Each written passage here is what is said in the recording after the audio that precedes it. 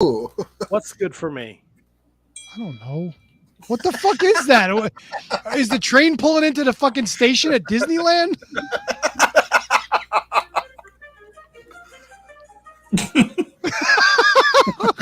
That was a total accident. What was that? That wasn't. There it is. Shame. Shame. My bell, man. My bell. How you guys? How's everybody this fine Monday night? Oh God, you pressed the button already? I told you I was pressing the fucking button, dude. Jesus Louises. Yeah, news for you. Prison Matt is here tonight, and he ain't Prison fucking Matt.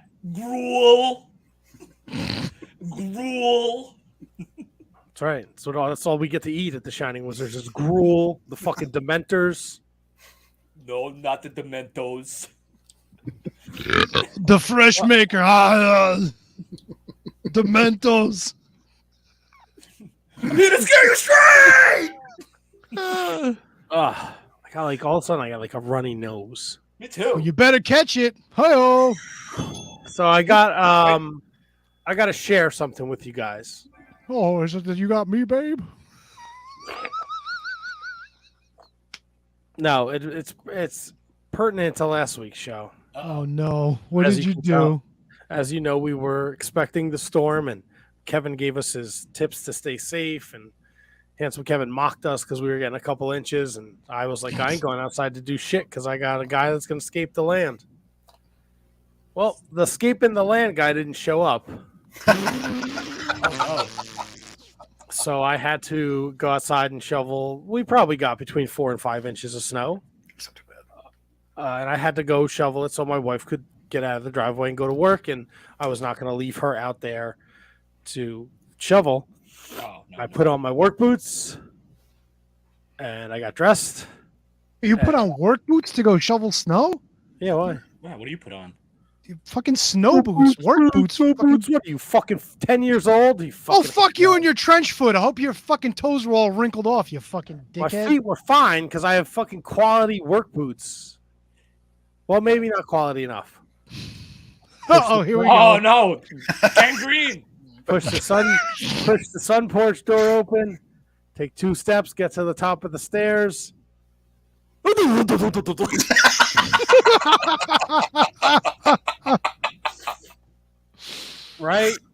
right down the fucking stairs on my ass. No, thank God nobody saw me.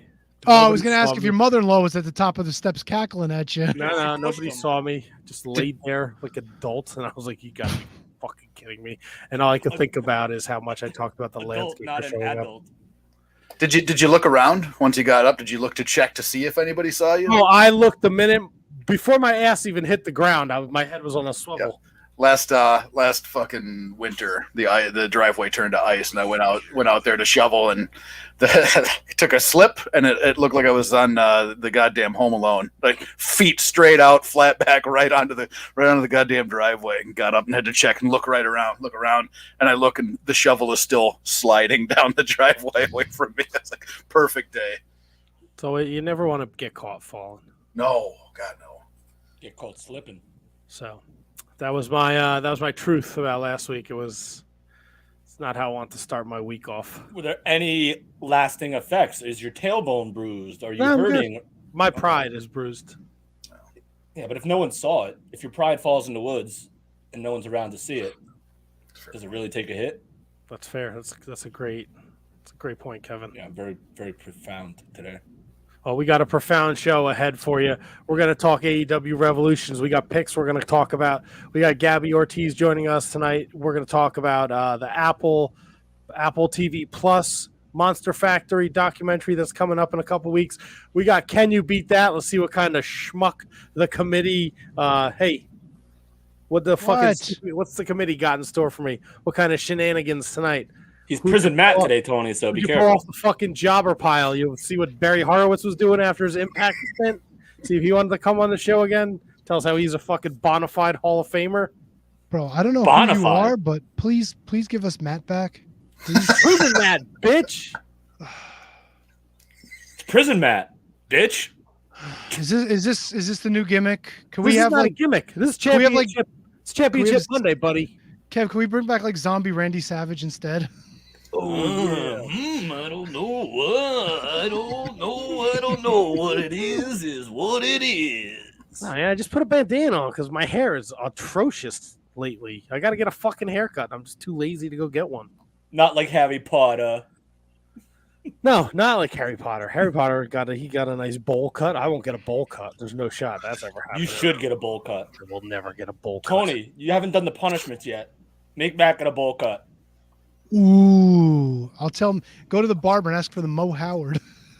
When are we going to find out what our punishments are? Oh my God! Can we start the show? I'm just doing saying, work it's here that you didn't tell me how to do, and now you're asking me all these fucking inane questions. March 6th. We should know. Yeah, it's What the our- March to what our WrestleMania. There you go. Mud water What for we have everyone. to do to wrestle. Eat your mud water. What? Eat your mud water. Kev, write that down. There it is. We're gonna have a lot of fun tonight, and it's all coming Oh, at we you next fucking year sure are. on the Shining Wizards Wrestling Podcast, episode 627. The following is a presentation of the Shining Wizards Network, broadcasting live in high-definition video and available on all podcasting and streaming platforms. Follow us on social media at Wizards Podcast. Check out our merchandise at merch.shiningwizards.com. Do your Amazon shopping at amazon.shiningwizards.com. And become a Patreon supporter at patreon.com/wizardspodcast. And now, it's time for the Shining Wizards. What's up, fuckers? From the motherfucking Shining Wizards. Grab his dick and twist it! Dummy, yeah. No. Fuck no. You cocksucker!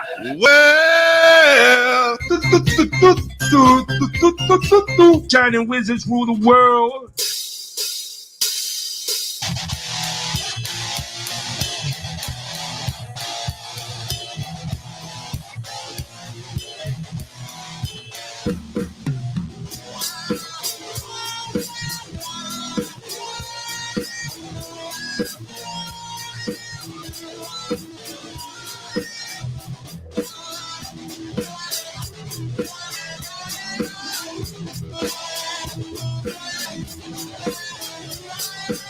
You're tuned in live to episode 627 of the Shining Wizards Wrestling Podcast. Live on the social medias, the Facebooks, the Twitters, the Twitches, and the YouTubes. Going with you everywhere you go because we're available on all podcasting and streaming platforms. Fellas, it's a Monday. We're on the road to WrestleMania. We're coming hot off of an AEW pay-per-view. Let's just jump right into some wrestling talk. And talk about wrestling. Tony. Prison Matt. KJG. And the man making us sound so delectably delicious on the ones and the twos. The man from the land with 27,433 lakes. Handsome. Give it up! Fuck yeah, dude. Welcome, fellas. How was your past week? I hope it was as exciting as mine was. Let me see. Pretty good. Not gonna lie. Sold some things on eBay. Did some work at the job. Sea Dragons got a win. We're good. I tried. There's nothing worse than the fucking XFL right now. You're Sorry. out of your mind. I Nope. disagree. Nope. I watched a little of that DC Guardians versus St. Louis Battlehawks game. Yeah. That crowd was live for that. Oh, the Tony, fucking what'd you- Battlehawks. Tony, what'd you watch? The fucking Guardians. And Are they playing the Seaman Dragons next week? You watch your mouth about the Sea Dragons, bro. I'll drive to North Arlington to stick my dragon tail up your ass. Bring it. What were you Yeah. fucking charged with? What did you go to prison for? I want to know. Walking like an kidnapped the Egyptian? president's What the daughter. fuck I was gonna say he was going Egyptian. Oh, hey, oh. And I never got caught neither.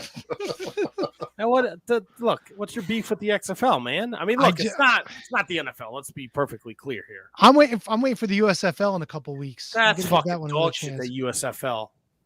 What is exciting about the XFL other than The Rock and his ex-wife talking about it every week on social media? They play. There's different rules.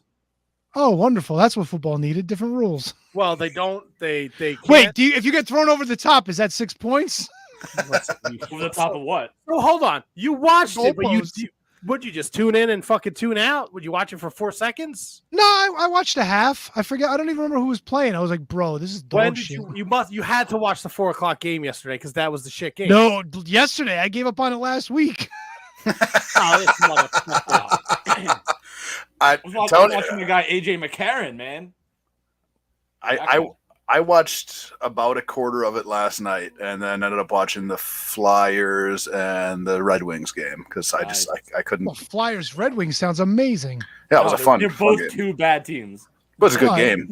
Listen, 2 bad teams will give you gold every time, right? I mean, Devils won. fuck yeah, Devils, bitch. We're the Devils. The Devils. The Devils. God, imagine if David Putty and Prison Mike had a segment of TV together. I'm glad Hansel Kevin watched the pay-per-view last night. Hey man, I was falling asleep. All right, fucking dick. I watched it today. Managed to stay spoiler free, by the way. Watch the XFL. I got fucking. Let me tell you about these motherfucking spoilers. First of all, right? Because there's nothing anyone. You can't do any. Guess what? You can't do anything about the spoilers unless you completely stay off of social media. It has nothing to do with people tweeting about it. Your fucking phone hears everything. So when I'm scrolling through Facebook and there's a motherfucking suggestion, it just pops up and it's 2 dudes, and I'm like, what is this? I've already seen it. There's no way I can control it. Yeah, it's the worst. That's why, like, with all due respect to you gentlemen, if I know I'm watching a pay-per-view the next day, I turn off I hide the alerts just in case. Just like I don't go on Facebook, I don't go on Twitter, I don't go on social media, and because I know, especially like AEW pay-per-views and even like WWE now, like they're so freaking good that like the last thing in the world I would probably flip my desk over today if I got a spoiler for that main event. Like I would literally probably flip my desk over tenfold. No, yeah, Kate's right. Kate says no. It's No, not no. people that No, tweet no, no. about it, No. right? So my Facebook, is very unwrestling related. But because your phone has the microphone is always picking things up, when I get these suggestions, they just come up. There's no way for me to prevent them from showing up. Oh, wait, what do you mean suggestions? What does that mean? Like, so if you go on your Facebook, you'll see things typically what you tend to enjoy, or what, let's say you look at a bunch of devil stuff. So maybe you don't follow Shop NHL Hockey or whatever the fuck it's called, but it'll pop up. And the targeted ads. O'Reilly Landscaping. What is this? I don't even know what this is. It's because I said landscaping 20 minutes ago. No, you said scape the land, and then your landscaper went on the lamb. Wingstop. I don't follow Wingstop. It's sponsored. It just shows up. There's no way I can't avoid it. Titties, big luscious titties, Right. hairy hair pie. What else can I fucking yell at here? Your phone's hurting. Your phone's 12-inch Sarah. 12-inch ding dongs. Your phone's been on 4chan. It knows. Oh, I got the Louis Ramos app on here too. What's Well, Louis? you want to know everything before it happens. God bless you. But like, I don't. But if I want to go on Facebook and I'm just scrolling to see what my hand job friends are doing, and then I got spoilers coming, I didn't ask for the suggested fucking wrestling page to pop up. There's no way for me to avoid it. No way. No. Stab you in the eye. Spoiler: the Iron Man match was 60 minutes. I watched the show, bro. It was actually more than 60 I was gonna minutes. say didn't go past 60. Yeah, more than 60 minutes. Well, that's overtime if we're picking nits. No, So like, I'm that's- good. It's still the This had a match. good week. Well, Kevin just spoiled it. Good job, Kevin. Y'all can go scratch. How about you guys? How are you guys doing? Fantastic. Living the life. Great. Living the dream. Loving it. Loving every second of being on this great green earth that we have here. Yep. Nice. That's right. Yep. Found out that I'm officially working, coming out of retirement, bar slinging, drink slinging for St. Patrick's Day on March 12th. So if you're in Essex County, come by West Orange, the Harrison Avenue Tavern, the Hat for short. Come The on fucking by. hat, dude. Let me serve you some drinks. I haven't heard you mention the hat in a long time. It's good to hear that. Yeah, because I don't listen. It's found money. Even if I make like $150, it's found money for very easy work. Fuck yeah. So, Come down and blow Kevin for St. Patrick's Day. He'll give you a free beer. Nope. Oh yeah, kiss him where it's green. Yeah. Nope. Shouldn't be green. Too much time in prison, Matt. Yeah. How are you in a position to turn down blowies? Yeah, come on, dude. Hey, Erin Gobrales at the hat, March 17th. Like if the O'Grady kids show up and they're looking to suck D, you're not gonna not get in line, right? Dude, who's the O'Grady No, kids? I'm 100% not getting in line. Why? Is that a West Orange thing? The O'Grady kids? No. they're all. It's all a fucking. They're all townies. Doesn't matter. Well, no, wait. I thought the O'Grady's were like real like people. They might. Well, I'm sure there really somewhere are in the O'Grady's. world. I thought you were referring to like. All right, hold on 1 second. No, I'm not. I know nobody named O'Grady. I'm just gonna put that out there. Okay. St. Patrick's Day blowjobs. Aren't there Right. like O'Grady. O'Grady. what are the hot blonde like twin sister names? Oh, the Flying Benelli sisters. Yeah, that's them. Could you be less vague? No, because I don't know who they are. But I don't know heard- who they are either. But are they going to be at the West Orange Day Parade? No. Okay, then. They're gonna be. So, Yeah, so we don't have to worry. You They're don't gonna be have to, siphoning skin lotion at the hat. At my office, you can get some skin cum tax. go on down. Get your fucking beers at the funeral home. Fucking classy West Orange. They don't do that anymore. Oh, no. Somebody finally decided that was a bad idea. What? Yeah. Who? The health department? Nah, that they were trying to. All the other bars in town complained because they were losing business because Dangler was freaking running shop. Dangler. Hell of a name. Yeah, Dangler. It's like if you die in West Orange, that's where your funeral is gonna be. You go to that's Dangler. Where you're, Dangler. Yeah. Fuck yeah, dude. Good God. So, Fucking Dangler. Dangler.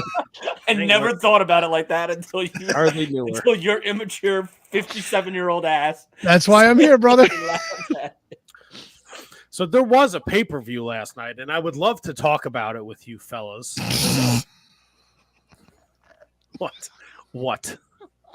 What, Tony? Nothing. I'm letting you run the show, bro. What is so funny? Nothing. Enlighten Isn't me. that? Boo cow, No. t-shirt man. Well, no, you were going on from there. That's all. Don't mind me. Yeah, I want to talk about the fucking AEW pay-per-view from last night, man. Okay. Spoiler alert. What's the spoiler alert? I don't know. In case somebody's listening that didn't see it yet, you're the first one crying about social media spoiling Eric anything. Fleischer, if you die and are not a Jew, Fair point, Eric. Fair point. I'll tell you what, I was at the Walmart today and somebody was outside and they're like, "Are you Jewish?" And I was like, "Nope," and I just kept on moving. Why Wait, were you why- afraid he was going to do something? to you? Wait.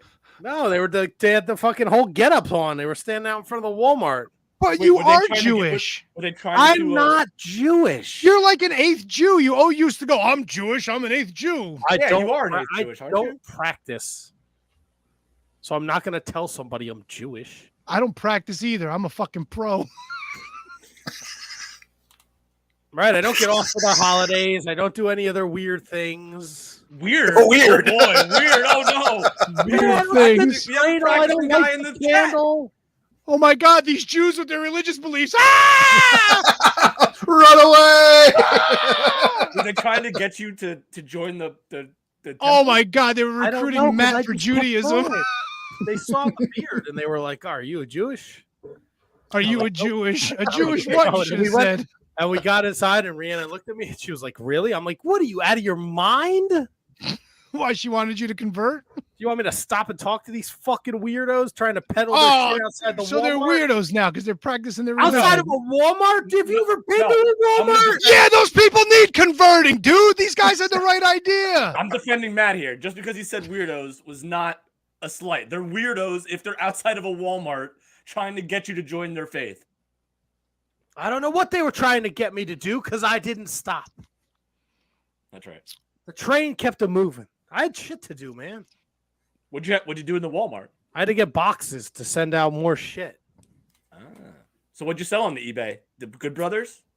Good Brothers are still up there. Yeah. I sold a Ricky the Dragon VHS tape. I sold all the micro brawlers. I sold the Vader and the Miss Elizabeth and the Rick Rude. Got a boy. Cleaning up. Prison Matt Crush is gone. Millionaire Matt and Prison Matt go back and forth. We don't know which one we're going to get.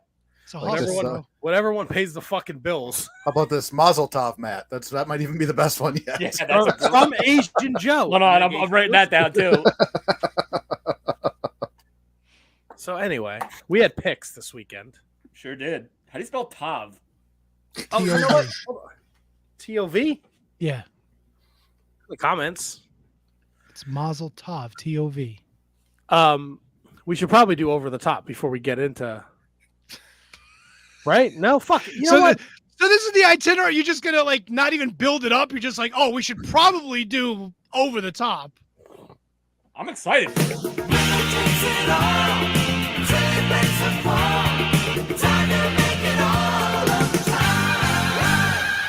Oh, fuck yeah, dude. On Monday Night Raw, the Bloodline defeat the Street Profits. Cody Rhodes defeats Chad Gable. Asuka defeats Carmella. Candice LeRae beats Piper Niven. Bobby Lashley beats Elias. Johnny Gargano beats Otis. Becky Lynch and Lita become the new women's tag team champions when they defeated Damage Control. On SmackDown, Rhea Ripley defeated Liv Morgan. Dominic Mysterio defeats Santos Escobar. Shayna Baszler defeats Tegan Nox. Solo Sikoa defeats Sami Zayn. And on NXT, Wesley defeats Nathan Frazier. Indusher, there it was. Defeats Brooks Jensen and Josh Briggs. Satomura defeats Zoe Starks. Aruka defeats Elektra Lopez. Tiffany Stratton defeats Katana Chance. Axiom defeats Hank Waller. And Carmelo Hayes defeated Tyler Bate. Tony, take it over the top. New Jersey grows 2/3 of the world's eggplants. Where are the other third grown? Finn Balor's tights. That's pretty good. It's pretty good stuff there. It's funny. I watched an episode of Anthony Bourdain, No Reservations last night, and he actually went to New Jersey. It was like season 1. You could tell he was very like trying to be over the top about it, but he went on like a Sopranos bus tour, and the guy was like, New Jersey is like #1 in eggplants. This was like 2005. So before he killed himself. Yes. Well, he didn't do the show dead. Wait, is this Tony? Anthony Bourdain's dead. Huzzah! Spoiler. Oh shit! Fuck! I forgot to say that. Tony, you should have saved that for the 6th one because you only had 5. God damn it. Well, guess what? Ring of Honor TV is back. And we had a hell of a show Thursday night. Mark Briscoe defeated Slim J. The Kingdom defeated the Infantry. The New Japan Pro Wrestling World Television title was on the line as Zack Sabre successfully defended the title against Blake Christian. Christopher Daniels beat Rohit Raju. Takeshita defeated Josh Woods. The Embassy defeated Joe Keys, LSG, and Rex Lawless. Ari Davari defeated Metalik. Madison Rain and Sky Blue defeated the Renegade Twins. Willow Nightingale defeated Lady Frost. And your Ring of Honor World title, Claudio Castagnoli defeated AR Fox. Tony. Turns out Helen Keller is related to General Robert E. Lee. What? Her paternal grandfather was his second cousin. I guess being deaf, dumb, and blind is the only way to put a stop to slavery. Well, first of all, you don't even let me say over the top, and then you go. You said Tony. I didn't even get Tony. Fucking over the fucking top. Shut up. You shit over my Helen Keller joke, and it wasn't even her going. It was a fucking actually well thought out joke. Back to you, Vince. I don't think slavery is a good joke in 2023. Yeah. No, she was deaf, dumb, and blind, so she couldn't promote slavery. That was the point. Because she was an idiot, we don't have slavery anymore. Yeah. Now I had to explain the joke. Thanks for taking it away from me. No. Next? So here's the thing, Tony. It was a real It wasn't thinker. that good of a joke if you have to explain it. No, Matt made me explain it because he doesn't understand things. I was very upset that you didn't let me say, Tony, take it over the top. Whatever. Tony, he's got a case. Don't whatever me. Prison Well, you match. know what I understand, Matt? I understand Impact Wrestling, baby. Thursday night on Access TV. Mike Bailey defeats Shane Hayes, formerly Shane Thorne of the Mighty Don't Kneel. I believe that's what they're called. Excuse me. Kenny King defeats Kevin Knight. Oh God. Is that Black Kevin Knight? I just saw that in the parentheses on the notes,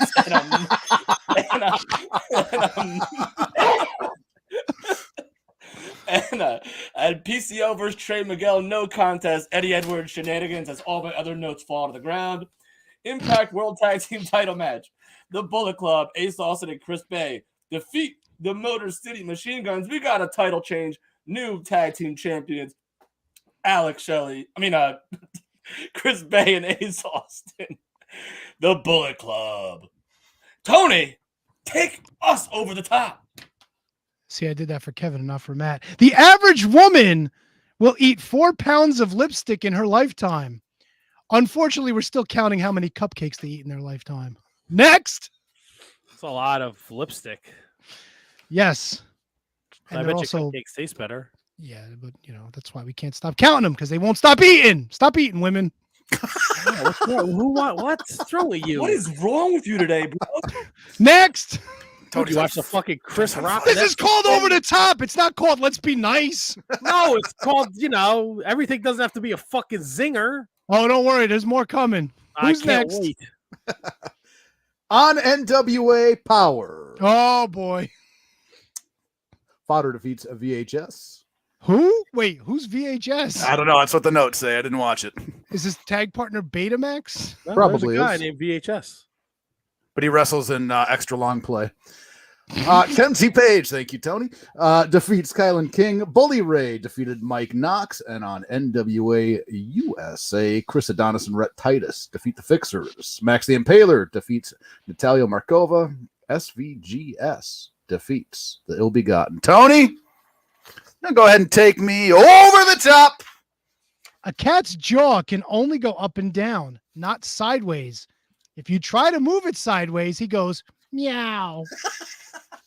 I got it. Meow. Who's next? He really needs to go back and listen to what we're trying to accomplish here. This is getting out of control. This isn't how it started. I give you a PG answer, and you're still shitting on it. I'm so glad the last two are going to be so good. Why would you want a cat's jaw to go side to side? You can't. That's why he said meow. I get it. Emphasis on the ow. Emphasis. Am I up? What's going on? Go ahead, Kev. MLW Underground Wrestling on Reels. Billy Starks defeats Kayla Cassidy. MLW National Openweight title match. Johnny Fusion defeats Davey Richards, the champion. We got a title change. Tony, take this over the top. Well, that was quick. Yeah, it's The most searched word related to porn is cream pie. It is also the most searched word by fat people. Oddly enough, some fat people would prefer either type of cream pie. I'm not gonna lie, you could have gone so many different ways with that. I think you went a very tasteful. So much better. Yeah. You could have done tasty cream pie. Yeah, who doesn't like a cream hammered pie? that out of the park. All right, who's got this last one? Last but certainly not least, AEW Revolution was last night. In the 0 hour. Spoilers. The Lucha motherfucker. I wasn't talking. You know what? Fuck you. The Lucha Brothers and Mark Briscoe defeated Ari Daivari and the Varsity Athletes. Jungle Jack Perry beat Christian Cage in a final burial match. The House of Black defeat the Elite for the AEW Trios Championships. Ricky Starks defeated Chris Jericho. Wardlow defeated Samoa Joe for the TNT Championship. The Guns successfully defend their tag titles, defeating the Acclaimed, Jay Lethal, Jeff Jarrett, Danhausen, and Orange Cassidy in a four-way dance. Adam Page defeated John Moxley in a Texas death match. Jamie Hayter successfully defended the AEW Women's title in a triple threat match against Ruby Soho and Saraya. The MJF defeated Bryan Danielson in an Iron Man match plus overtime at a score of 4-3. Tony, take it over. You motherfucker! I knew that was coming. Why don't you let me have my flowers? You're in prison. Take it over the top, man. Flowers means something else there.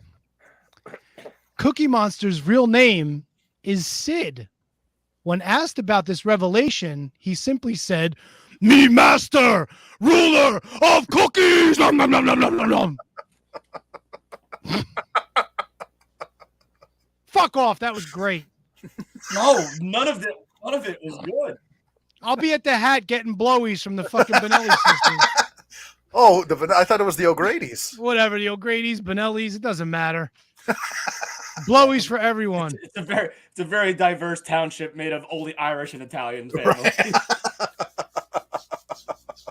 A blowy is a blowy. Fuck yeah.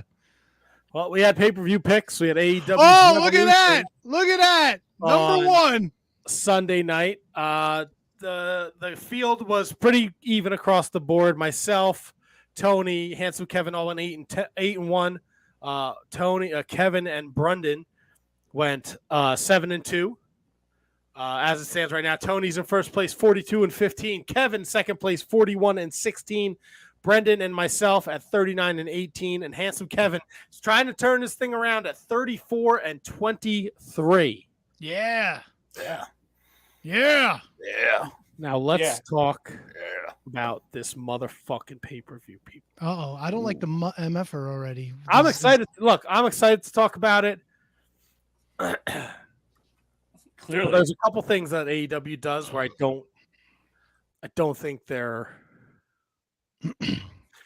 It was a great. I'm going to preface this by saying this: it was a great show, but it was not perfect. And I think there's certain things that you will notice when you watch a WWE show and an AEW show, and I think that's what AEW needs to improve on. I like this. There are things. So we'll talk about whatever you guys want to talk about pertaining to the card and the matches and the story. But there's things like MJF, Bryan Danielson, right? Fantastic 1 hour match, right? The pacing was fantastic, but there's the spot in the middle where MJF low blows Bryan Danielson to get disqualified. Nobody knows what's going on. And the referee is going 1-1. Right? Yeah. But at this point, Danielson's up 1-0. So MJF getting disqualified, it should be 2-0. He's not saying disqualification. He's just saying 1-1. Right? So follow along with me. It's 1-0 Bryan Danielson. MJF low blow. Then he covers. No, it's not 1-1. It should be 2-0. If MJF is getting disqualified, he should be down 0-2. Which he was. They don't present it that way. No one on commentary says a fucking word. And Bryce is in the ring going 1-1. So I don't know what that means. Then MJF covers him, gets a quick 3 count. Then he covers him again, gets another 3 count. The graphic shows up on the screen. It's 2-2. But we're like, well, that doesn't make any sense. Until the commentary team, 30 seconds later, has to explain to everybody what just happened. Right. And I feel like in a WWE setting, that low blow immediately, somebody says that's a disqualification. The referee is audible. He's saying disqualification. MJF is disqualified. They didn't have the fucking clock up for the whole match, which really annoyed the shit out of me. Yeah, or the score either. They didn't have. It's just, when it got down to like under 10 minutes, they like just took it away. So like Tony Schiavone had to say that they were at 6 minutes. I couldn't see they were at 6 minutes. And the clock would come and go. It would come and go. Yeah. Just leave the clock up there for the whole time. Yeah, leave the clock, leave a scoreboard. If you learn anything from all the Iron Man matches in WWE, that's what you do. You're building the excitement. You're building the tension. Yeah. And from what we could see watching on TV, nowhere in the arena had a clock. The scoreboard was at the top of the ramp. Right, but they're not showing that on TV. So if you're in the arena, no, they had did they not have a clock? No. They did for like the last 3 minutes, didn't they? For the last 3 minutes, but the other 57 minutes, there's nothing going on there. Now look, I don't know. I wasn't at the arena. I don't know if opposite of the hard cam, there's a clock. I don't know, but from what you saw on TV, you didn't see a clock, and on TV the clock came and went, and that was kind of annoying. Just leave it there. It's not doing any harm or foul. I wonder if like part of them feels like. And I was thinking about this because Iron Man matches are not my favorite. Like, just because I have the attention span of like a fruit fly.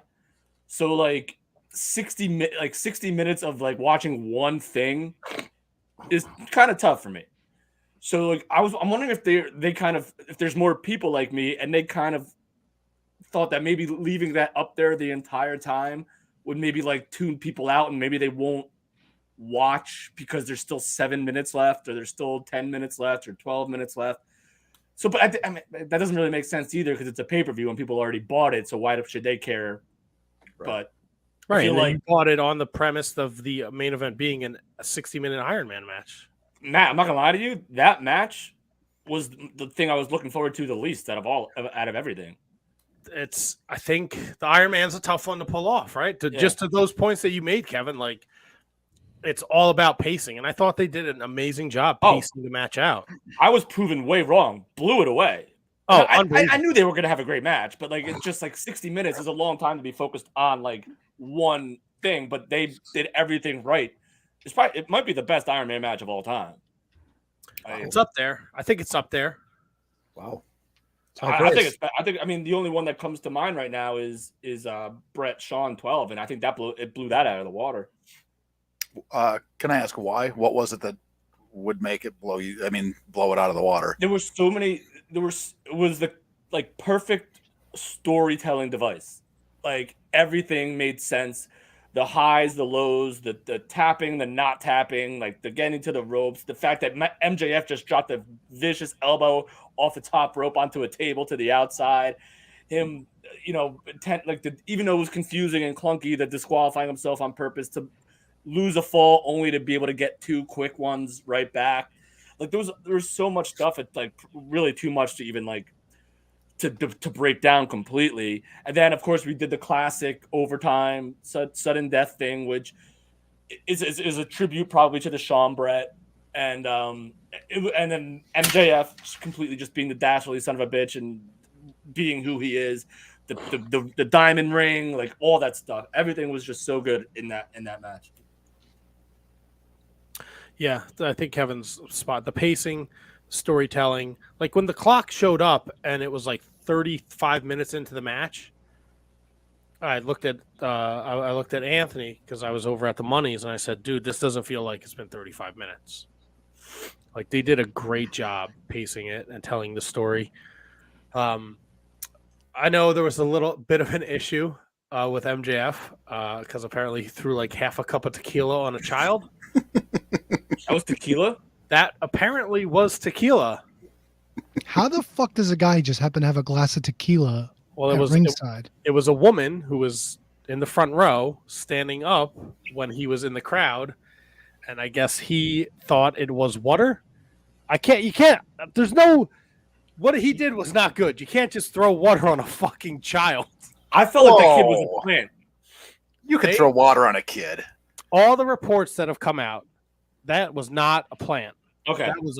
That was a person who was sitting there watching the show and got half a cup of tequila thrown in his face. And if he thought it was water, what arena or stadium on the planet serves water in? It was a cup, right? It wasn't a bottle. It was a cup. Well, if you have a cup full of something and you finish it, you want to go fill it up with water at a water fountain. Oh, you're one of those people? I'm not saying. I'm just saying. If you drink arena or stadium water, fountain water, just end it. I mean, it's 2023. It might be one of those bottle refiller gimmicks. I don't fucking know. Right. Whatever the case was, he jumped the guardrail, got annoyed, did heel shit, and maybe he went a little too far because Tony Khan even addressed it in the scrum and was like, we had a real talk before, like a real, like, you can't do that. Like people were buying the kid shit. Amanda Huber came out. They took him backstage. Like kid was pretty upset according to all the reports that you see out there. No, he looked like he could have been like a doll because he didn't move at all when he threw that shit on him. He had no reaction. So that's why I thought it was a plant. But I don't know, man. This is where Tony Khan draws the line, not his EVPs freaking fighting with their top guy. No, This is because where I think Tony Khan has to say something to MJF, but he doesn't say anything well, to that's Omega and the Bucks. because that's Kev, something that's in no. your house that you don't have to. You can control that in your house, right? That's the idea. This is a customer. This is the people you're trying to get to come back. You can't be throwing shitting. It's a kid. Maybe if it was like an adult.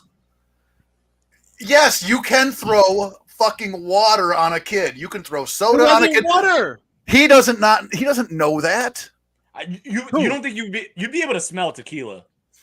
And he didn't pick it up and go, "Yep, No, clear." No, but tequila is like pretty pungent. You You can throw water on a kid. But to get No, to you can Kevin's definitely throw water on a kid.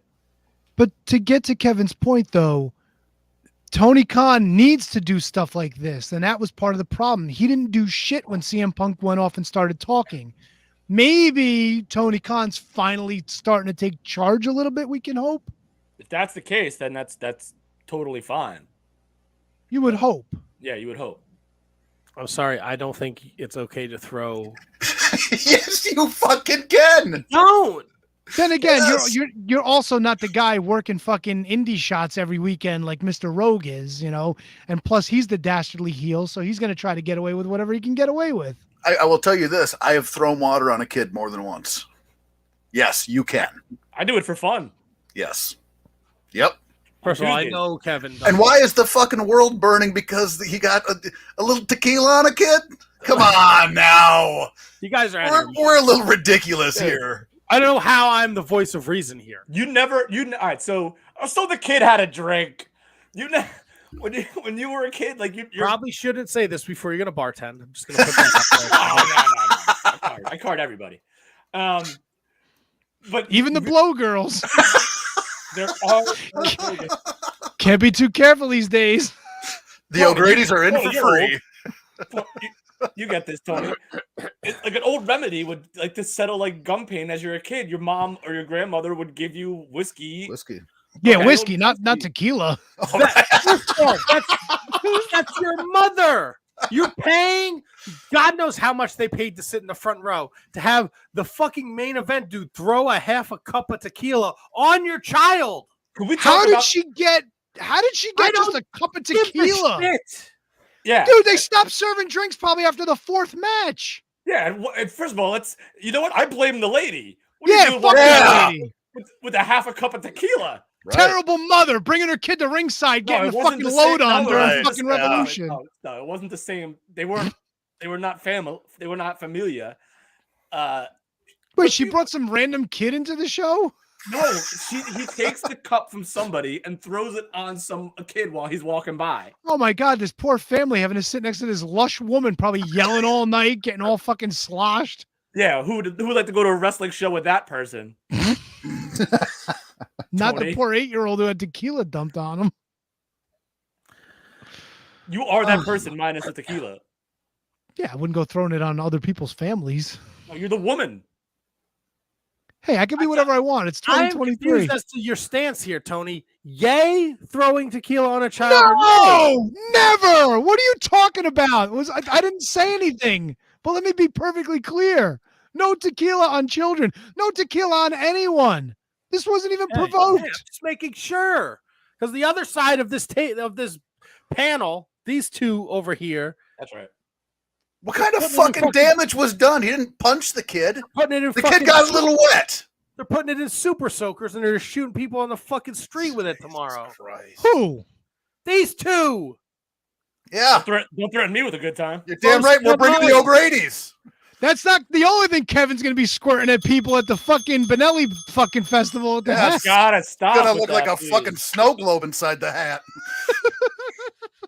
Yeah, it's not going to be full of cum. It's Bring like your good cocaine work they do down boots so you there. don't slip on the floor. It's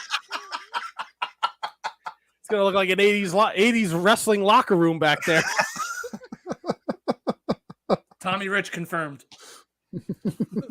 Somebody say something about blowjobs. All right, You guys are out of so control. here's another thing that I have that really bothers me. Does it stick in your craw, old man? No, man, we're going to have a 4-way tag match. That's right. All right. But there's no disqualifications, but you have to tag in legal people. What? Lazy booking. And then Horseface decides she's gonna stop a guitar shot. What? No. Why is she in there taking the guitar out of someone's hands? She's got disco fever. You can't tell me it's no disqualification and let everything else slide throughout the match, and then this fucking shit happens. It's frustrating. Don't insult my intelligence. You got my fucking money. It's either a no DQ match or it's a regular 4-way tag match where tags need to happen. You can't have it both ways because it doesn't make fucking sense. No, the whole thing is first fall wins, so that right away puts in the rules an assumption that it's no disqualification. They should be clear on that stuff, but they're not because it's a plot device. And the referee, listen, if you have no disqualification, why doesn't some fucking jackoff just get in the ring with a fucking hammer and just start pelting people on the head? What's the It's point? there at ringside to ring the bell. Use it to fucking brain everybody. Yep. Exactly, but they don't do that. This is why I get fucking pissed off at these multi-people matches. Just stop the shit and you wouldn't have to worry about it anymore. You wouldn't. We needed fucking Danhausen in this fucking match. We needed whoever else fucking won just give us the Acclaimed and the fucking Ass Boys and let the fucking Ass Boys win a fucking straight up tag match. Like, what's the problem with that? I love this match. I thoroughly enjoyed the heck out of this match. And I didn't think about any of the stuff that you're saying. It makes sense, like from like a traditional wrestling fan standpoint. But I had not once did those thoughts come into my head. Yeah, just now. Can I know you said you watched it at work. Didn't have the volume on, or did you? Oh, I had the volume on. Because it bothers me when we're halfway through the match and then they're like, "Oh, it's a no disqualification match." Like if we're clear from go, then we're good. But sometimes I feel like they make it up as they go. No, the problem is they just don't say it because they would assume that people would know that it's going to be no disqualification because it's a multi-man match, instead of either having it elimination style or noting that a team will be eliminated if they're caught cheating and be disqualified, like they did that time in New Japan. I thought that was genius when they had the triple threat tag match and the one tag team got disqualified, so they threw them out of the match. Yeah. That's the fucking way to do it. And let's if you're be not honest, follow the rules, get the fuck out. There's no real reason why these matches have to be no DQ. Well, it is, because if it's first fall wins, then you can't disqualify somebody. Somebody has to be pinned or submit. And that's why not? In a regular match, titles don't change hands on disqualifications. Because there's multiple teams. But the team that gets disqualified, the champ just retains. It's true. Yeah, but it would kind of defeat the purpose of having 4 fucking teams in the match if that's it. It's so easy to get out of it. You know? No. I mean, from an entertainment value, you're 100% spot on. But from like the logistic value of it, if I get disqualified, no matter who it is, the champs just retain, and that's sorry about your damn luck, other 2 teams. Yeah, well, here's the problem in a nutshell. Stop with the fucking multi-man matches. Stop with the goddamn battle royals being fucking #1 contender shots. Stop all the fucking nonsense. What did AEW say? We're going to be like real sports. How many fucking football games in the XFL you been to where the Sea Dragons had to play 3 other teams at the same time? None. And I'll tell you why. Because it's fucking stupid and it doesn't make sense. And it's not just AEW. It's across the board. Fucking everybody and their grandmother's fucking wrestling federation does it. And it's stupid. And we got to fucking get away from it. I'm sorry. We do. Tony, how many triple threat matches was Bruno Sammartino in? None. You know why? Because he was man enough to say, you want to challenge me? 1-on-1. Let's go. That's it. Fucking Tony Schiavone 45 fucking times during that women's triple threat match. Hey, she, doesn't have to be in the finish. She can not even be in the finish. He said the same shit 6 fucking times in the first 30 seconds of the match. We get it. We get it. Shut up. I didn't hate the tag match, Kevin. I thought it was highly entertaining, but again, I think I'm picking nits, right? Right. Shit that bothered me. I'll tell you what match I didn't like. And I'm just over. Samoa Joe Wardlow just did nothing for me. No, that was the flat spot of the show, 100%. Like big meaty men slapping, I'm kind of over it. Yeah, and I feel like that was. What was the order? What was the match order, Matt? Do you have that? I dropped all my freaking stupid notes. It was right after the fucking bloodbath. Okay, right after the death match, which was For what it was a Texas death match. It was good. No, what's your beef with the Texas death match, Tony? Can we fucking loincloth? Really? Just fucking hit the guy with the barbed wire. Why are you gonna wrap that shit around yourself and then you just fucking hurt yourself? For what reason? You got a chair with the shit around it. Hit him with the fucking chair. Hit him 500 times with the fucking chair. Like with the stupid shit, like, oh, let me wrap it around my hand. Yeah, it was cool when McFoley did it 15 fucking years ago, and he had fucking Mr. Sacco on his hand. You're not fucking McFoley. Stop the McFoley shit.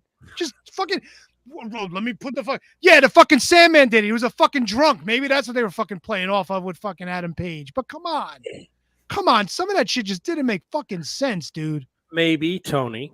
I get the story where what's his nuts is getting pissed off. Oh, I can't beat Page. But dude, you fucking hit the dude in the head with a brick. You pile drive him on a brick. The motherfucker's kicking out. What the fuck are we doing? Is this some Ian Rotten shit, or is this a fucking major company doing a pay-per-view? First of all, those were working bricks. Of course they were. And secondly, maybe the idea is he will push himself to the limit and do bodily harm to himself as long as he also inflicts bodily harm. No, that's just being stupid. That's not even being smart. Well, it's been done throughout the history of professional wrestling. It didn't make sense for Sabu to tangle himself up in the barbed wire and then jump into Terry Funk while he was in the barbed wire. Yeah, and he almost fucking killed himself and Terry Funk doing it. Have we not learned our lessons? It doesn't make sense. Have our past transgressions have that impressed on the youth of America? What are we doing? Tony, it doesn't make sense for someone to get thrown into the ropes and come back. Like this is wrestling. It's like not a lot of it makes sense. So we should be okay with this idiot fucking making a toga out of fucking barbed wire and jumping on his opponent and then fucking flopping around like a fish, still wrapped in barbed wire for 20 seconds selling this shit. You gotta sell it, bro. So my question to you, Tony, is we should just abolish all moves that could potentially hurt the wrestler doing the move. Kevin, are you really fucking comparing somebody doing a move to somebody and wrapping yourself in a fucking barbed wire loincloth and throwing yourself at someone? No, come on, dude. No, but you're better than that. Don't do that. No, I'm not comparing them, but I guess I'm trying to, and I'm reaching. I believe I get that I'm reaching, but like if you're going to like put that on in the spotlight, like I mean, Sabu, like you said, Sabu would do it all the time. Like Sandman would do it all the time. They didn't do it all the time. The Arabian Face Buster. But he didn't do it all that often with barbed wire. But here's the other thing. This fucking dummy is on TV every week cutting himself open. Like, what the fuck are we doing, dude? It takes away all the meaning when you could just fucking tune in on Wednesday and see that shit for free. And you know what, Matthew Birch?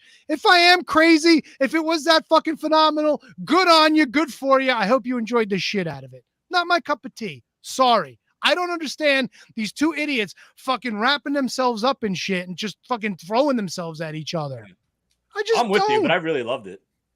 I don't. Look, I get the story he was trying to tell. You take half of that shit out, it's not a bad story. It's a great wrestling story. The fact that he fucking got hung up in the chain at the end, fantastic finish. Just a lot of the gaga and bullshit to get there. I was like, what the fuck are we doing? Hey, let me ask you guys a question. What's up? What in your mind is a Texas death match? Because my brain said that's pinfall submission. You have to a count of 10 to get up. Yeah, exactly. Sure. I have no idea. That's what it was supposed to be. Yeah. Well, I thought that's what a Texas death match was, but this was only submission or you can't get up. Or yeah, survive a 10 count after being knocked down. Yeah. Wouldn't that be like a last man standing? No. There was no pin. There was no survive a 10 count after you get pinned. It was knockout or submission. No, but they were doing the 10 counts for knockouts. Right. But there was so you still would have to either answer the 10 or submit, or not answer the 10 or submit. Right. But normally there would be pinfall there too. Right. There was supposed to be pinfall, and then you have to answer the count. Right. That's the way it was supposed to go. That's a last man standing match. It's not a Texas death match. No, WWE does their last man standing just by 10 count.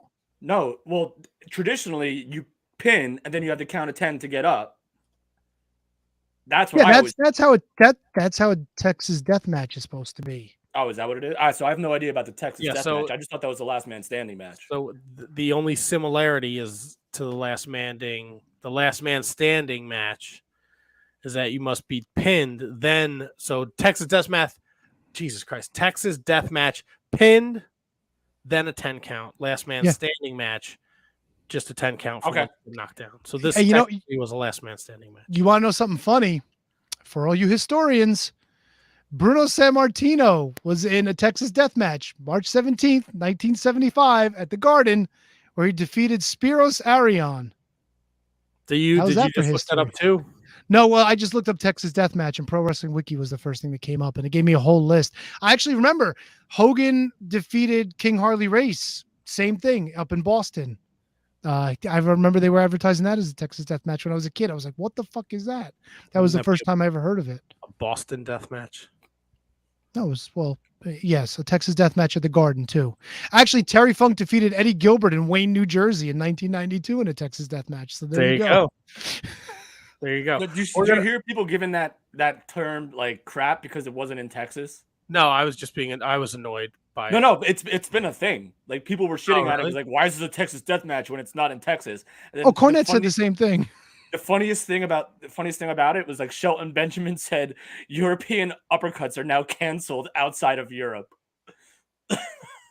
Well, in Europe, aren't they just called uppercuts? All right, Tony. Thank you. Dad jokes coming in. We're gonna put a bow on this AEW. We'll get back to it after we talk to our guest. Let's bring in a friend of the show, professional wrestler, Miss Gabby Ortiz. Hi. Gabby, how are you? Good. How are you? Oh, Jesus Christ! No, fix that. There we go. That's better. All right. First of all, props to the Cheez-Its behind you. What flavor are we rocking there? Oh, they're the extra toasty ones. Ooh. I got a box downstairs in the cabinet, but if I am not good, I will eat the whole thing in one sitting. They're yummy. They are yummy. Gabby, how are you doing? I'm doing good. How are you? Good. Are you excited for this Monster Factory Apple TV Plus? Why is that so hard to say? Why can't it just be Apple TV? Why has it got to be a plus? I think Apple TV is there's like a actual like thingy, like a physical Apple TV, like a Fire Stick, and then Apple TV Plus is their streaming service. I think. All right. I could be totally wrong, but Apple TV Plus is a streaming service. It's actually very funny because you mentioned the date March 17th. That's the day our show comes out, March 17th. So. See, Tony ties it all together with Bruno Sammartino, useless facts. You've been a professional wrestler for a while now. Is there any difference when you're there and they're shooting this? Is there an extra? Are you heightened knowing you're being filmed all the time? Do you ever get used to it? The first couple weeks of filming, I was very like in show off mode. I just wanted to look like the best like student at the school, and the novelty wore off pretty quickly, and they just kind of became like a part of it. And I was just doing what I would normally do, which is like goof around sometimes and just kind of be a little bit miserable too, because that can happen when you're training. So this show like came out of nowhere for me. Like this must have been like one of the best kept secrets, because like I have like my finger to the pulse of like a lot of stuff, as we all do here. Yeah. And until I saw the trailer, I had no idea this was happening. How difficult was that? It's honestly so weird. I never mentioned it to you, like bumping into you, or like I don't know if LSG ever mentioned it to you, but like it sometimes didn't feel real, like, or that if like it was happening, because it had been in the works for like 7 years. I remember the crew of people who created the show were coming in like 2015, which was the year that I started. So it's like it was a long time coming, that like when it was finally happening, we were like, oh God, we've been hearing about this for so long. Like we almost didn't think it was even going to happen. And you know, we wanted to keep it a little quiet too when Danny, when it was like feeling very real. And I'm happy that like you said that, because then that means like we really did keep it a secret for a while. I mean, it's very possible that I did hear about it and just forgot, but I'm telling you, like I would have been super pumped for this if I had known about it. So the fact that I didn't know, I don't know, I can't speak for these guys, but the fact that I didn't know is pretty wild and remarkable. And I was pretty pumped to see the trailer. Good, I'm glad. Do you feel more vulnerable when the trailer comes out that people see you break down with Danny? No, I cry all the time. I'm a massive crybaby. I'm like, of course, like the scene that I'm crying in is the one on the trailer. That's just so fitting. Do you we know the wrestling business is like cutthroat. Do people talk shit because you are one of the people that are featured there? Like Christian Rocco, that punk ass chump who's been dodging me, can't get him back on the show. I can't beat him at trivia. Does he have beef with you? I'll go down there and smack the shit out of him for you, Gab. No, Christian was there the whole filming. He's nice to me. He's a sweet boy to me. But do you? Is there that resentment? Really are people positive. Jealous of you for being chosen to be in this position? No, I have. If they are, I haven't heard anything, and if I do, I don't care. I've been in the business for so long, and like I think personally, I kind of deserve a break like this, like something cool to like talk about. And it's been a while. I think I've been, because of filming the show, I've been laying like relatively low, just working on this and training a lot and just making sure that I'm in good shape for when the show comes out, so that if something does come of it, I can be prepared. But yeah, if anyone's jealous, I haven't heard anything. I keep my circle very small, so the people who are excited for me are people I really care about, and if anyone's jealous, I don't know. So since this trailer was released, what kind of feedback have you been getting in terms of the excitement for the show, if anything? I have a lot more cousins than I thought I did, so that's interesting to find that out. I mean, the feedback's been really positive, and like we had a talk with Danny before the trailer came out, like, hey, people might have certain things to say to you. They might think that the Monster Factory wasn't worth documenting. They might have mean things to say about you directly. He's like, just take it and try to move on from it. But like that hasn't really been a thing. Everyone's been really positive, and maybe that'll change when the show comes out on March 17th, but I don't anticipate it. It's a really feel good show, and I think a lot of people will relate to it more. They might go into it being like, especially if they know me or they know Mimi or any of the other people, or Danny, of course, they might go into it being with a certain preconceived notion about who the Monster Factory is and who we are. But I think upon watching it and getting to know us a little bit more, they'll feel like a little less of that haterade in their system. The press release. Did you write your own bio here? No, I don't even know. Can I read it to you? I think I'm curious. Gabby, a Philadelphia native who has worked in the mayor's office. You worked is that part of your story? It's actually not too part of my story, because I still work there.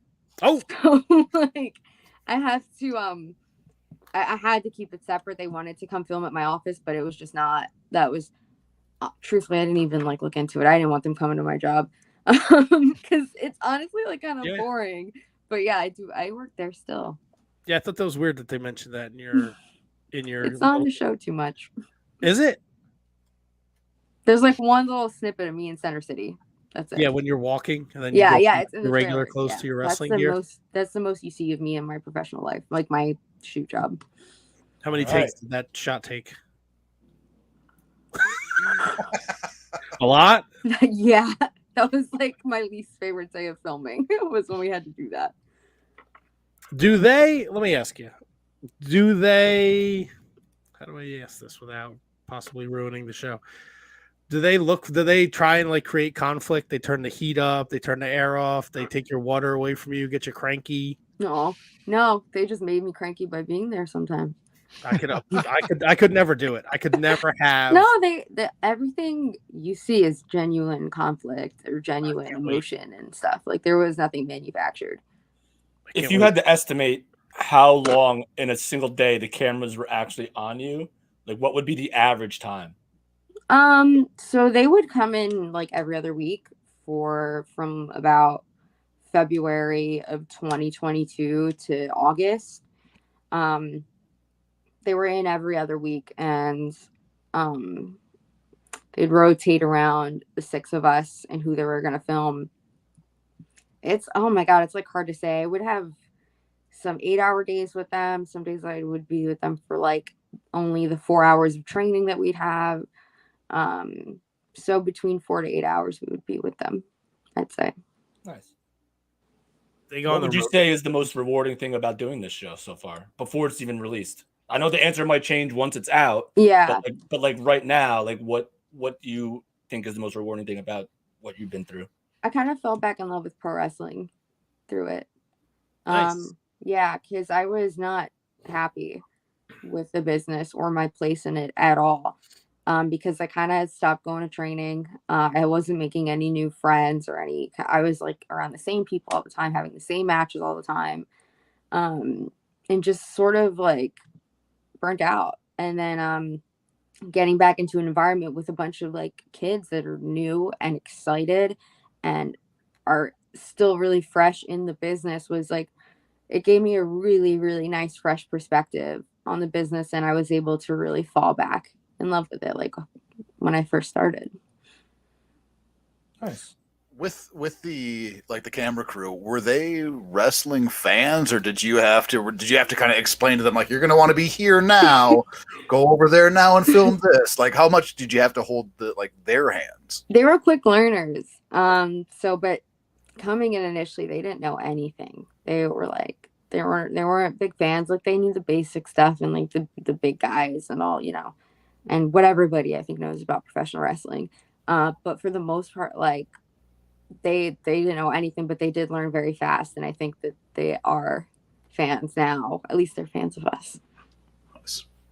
If you take yourself out of the equation for this show, out of the other characters, Mimi and Twitch and Bobby Buffet and Goldie, whose story are you most excited to watch unfold during this 6-part little mini documentary gimmick?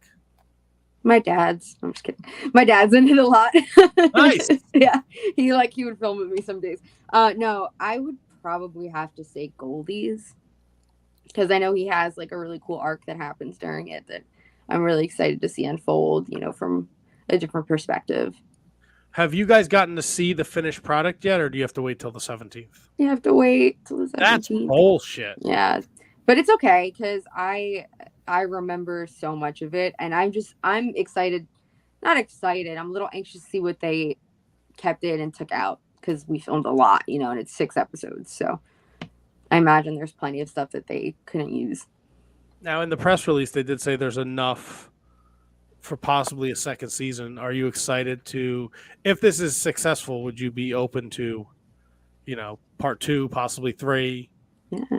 Even if it isn't successful, I would love to do it again. Because it was just a good time. And I definitely think there is enough story for a season 2, and maybe they can highlight some other students at the factory, because there's definitely a lot of up and coming stars out there right now. What was how was Danny through all the process? Because we have a lot of admiration for Danny and we really like him and respect him. So what was he like, and how did he handle people in his school doing this? I mean, we, especially me and I think Twitch, we had the most history with this crew coming in and like knowing about it. So we were ready. And he knew he could count on us for it, and he did. I mean, we got through it and we finished it. I think it was really frustrated at a couple people that didn't take the opportunity as seriously as he wanted them to. But like, in my opinion, he was being very vague about a lot of it and a lot of what was going to come to it. And like, you had to just put your trust in him and trust that like something cool is going to come out of it. And like, the 5 of us did, and the 5 of us went with it, and I'm glad we did. But I can understand why some people were like, I don't know about this, because it happens in wrestling a lot and in life in general, where like these big grand ideas are happening and like things are being planned out and then it just never pans out. So I understand people's hesitation and like reservations with it, but I didn't have anything much else going on, so it wasn't, if this didn't come into anything, I think I would have still been happy that I did it. Well, I think I can speak for everybody out there. I'm excited to check this out. The trailer looks amazing, and the press release they sent out and all the the stories that they're going to tell, focusing on this cast of characters, is I don't see how it can't be good for a second season. Yeah, definitely. It's going to be really fun. Yeah, I'm maybe excited. Hard to watch too. I don't know. Yeah, I could see that. Without giving it away, obviously the personal tragedy, you stepped away, now you're back in. Like, how much of that is like part of is that your whole story? I guess maybe there was other stuff that happened, but that was like the big like chunk of it. Well, yeah, and the saying that I stepped away is like kind of not true. I didn't step away from the business. I stepped away from the Monster Factory, and I was just focused on taking bookings, and I was focused on like my image and my branding, and not focused on training like I should have, because I had a lot of things to work on. So Apple TV, get your shit right when you send out a press release. Bro. All right, look, okay. They call you guys misfit dreamers. How rude! You guys don't look like misfits. What is this? I think that's something that Danny called us. So I think they took that and it sounded like pretty, so they put it in there. Alrighty. Oh, really? Nobody else has anything to say? Sorry, we're rude. This is a rude crew tonight, Gabby. I don't mind. Well, I set the tone because Prison Matt is here, and I had to break these guys down. I got to bring them back up again. Gotta get the Dementors in here to teach them a lesson. Exactly. All we do is rule around here. It's not right. We should have kept a tally on how many times the words Dementor, Gruel, and you got a good life was said today. That would have been perfect. Now I know you got, or you just. How was your title defense yesterday? How'd that go? Are we not talking about this? Did you wrestle yesterday? What? Oh, this is on the 19th. I'm sorry. Prison Matt is just got another couple years added to his sentence. It will go really well. Yeah,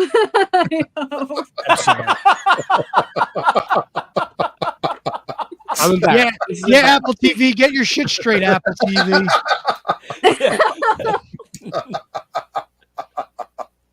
You guys don't understand how much gruel I've had to eat today. I'm literally sounds like you're eating some humble pie too there, buddy. Nothing? Information being thrown at this guy. Give him a break. Lots of stuff happening.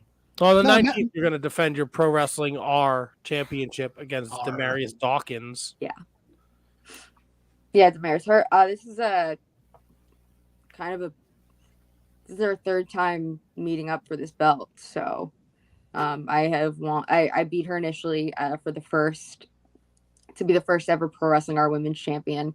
And then we wrestled again in a 3-way against Ruthless Lala, and I won again. And then this is our third time meeting up for it. So we'll see what happens.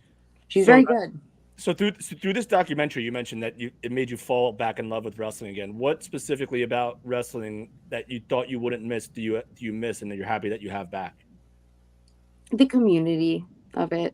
Because I can go in a ring like 7 days a week if I wanted to at the Monster Factory. But there isn't always going to be people there. So when you're at a show or when you're at training, when everyone's scheduled to be there, it's really nice to have that camaraderie, and we all speak the same language and we all want the same things. So it's really nice to be with some like-minded people in that way. And I kind of just, even when I was taking bookings a lot, I was very I was kind of would keep to myself in locker rooms, and I would have my bag in the corner somewhere. And but this helped me, and not because I didn't want to talk to anybody. I was just very anxious, right? And I wasn't feeling myself.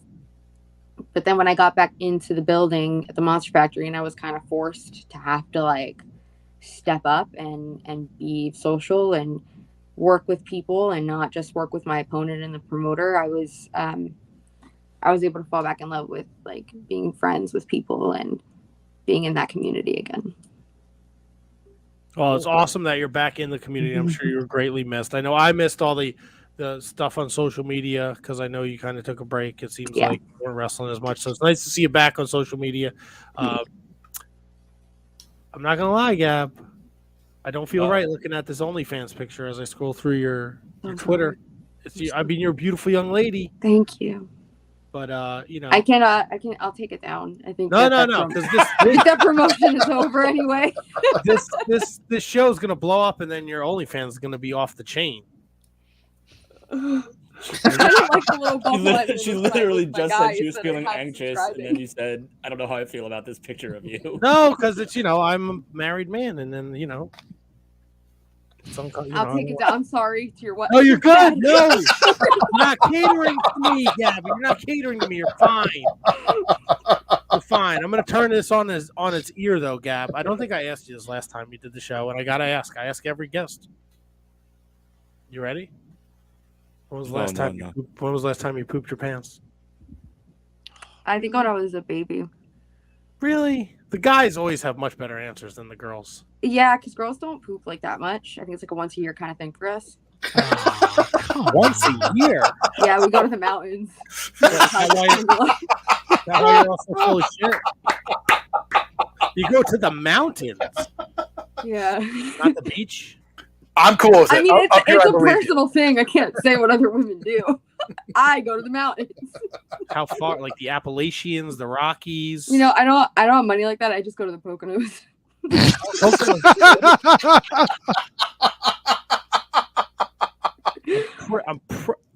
I'm not the best at geography, but I think the Appalachians run like through Pennsylvania, New Jersey. The inbred people freak me out, so I stay away. Don't go to the Carolinas. You're good. Don't go down. Okay, I'll keep that. The whites of West Virginia. Look out for those people. You never see that documentary? That's a good documentary. Yeah. Not as good as that stuff fascinates me so much. I have to like watch it and know all about it because it's never talked about. People don't talk about that stuff. So I feel the same way about true crime. Yeah, same. I've been like really into this like Murdow thing, like that trial. The what? That's the Murdow trial. It's like yes. Yeah, that's. Yeah, who is that guy? He's like a lawyer in just one of the Carolinas or something. And he like murdered his family and committed a bunch of fraud and stole a bunch of money from his clients and just all this stuff is going on there. It's really interesting. Yeah, there's a he just got sentenced though, so there's not much else. Yeah, I saw that. On I have no idea who he was. Yeah, he's just a crazy white dude. You guys should know all about that. That's right. It's a little racist. Wait, what? I'm sorry. I'm kidding, Gab. I'm took kidding. a second for you guys to... You're like, I don't like inbreds and white people, and it's no, I do. Bandana on. We might as well be cousins. Maybe we're your cousins. Maybe I'm Irish too. Anybody? Yeah. Yeah. All right. Now that we got that big Apple TV Plus gimmick going on, what's up? What's up? Let me get some of them Cheez-Its. I have plenty. I don't. You know what? I bought a small box. I thought I brought two same-size boxes for me and my wife. I brought a small box for myself. I was so disappointed yesterday when I opened it up. It's very sweet that you gave your wife the bigger one, though. That's what she said. Hi-oh. Ew. Bigger. Well, when you said you keep your circle small, I was gonna yell. That's what she said. But I feel like we just lost Kevin. We just lost him. Kevin's gone. Something fell off his foot. Something fell off his. Hey man, I like a good cream-filled donut. I ain't gonna lie. That's what she said. That's what she said. See, there we go. Gabby knows what's going on there. Fuck yeah. Are you gonna have like a big party on the 17th? You get all your cousins together? Or you just No, I hate them.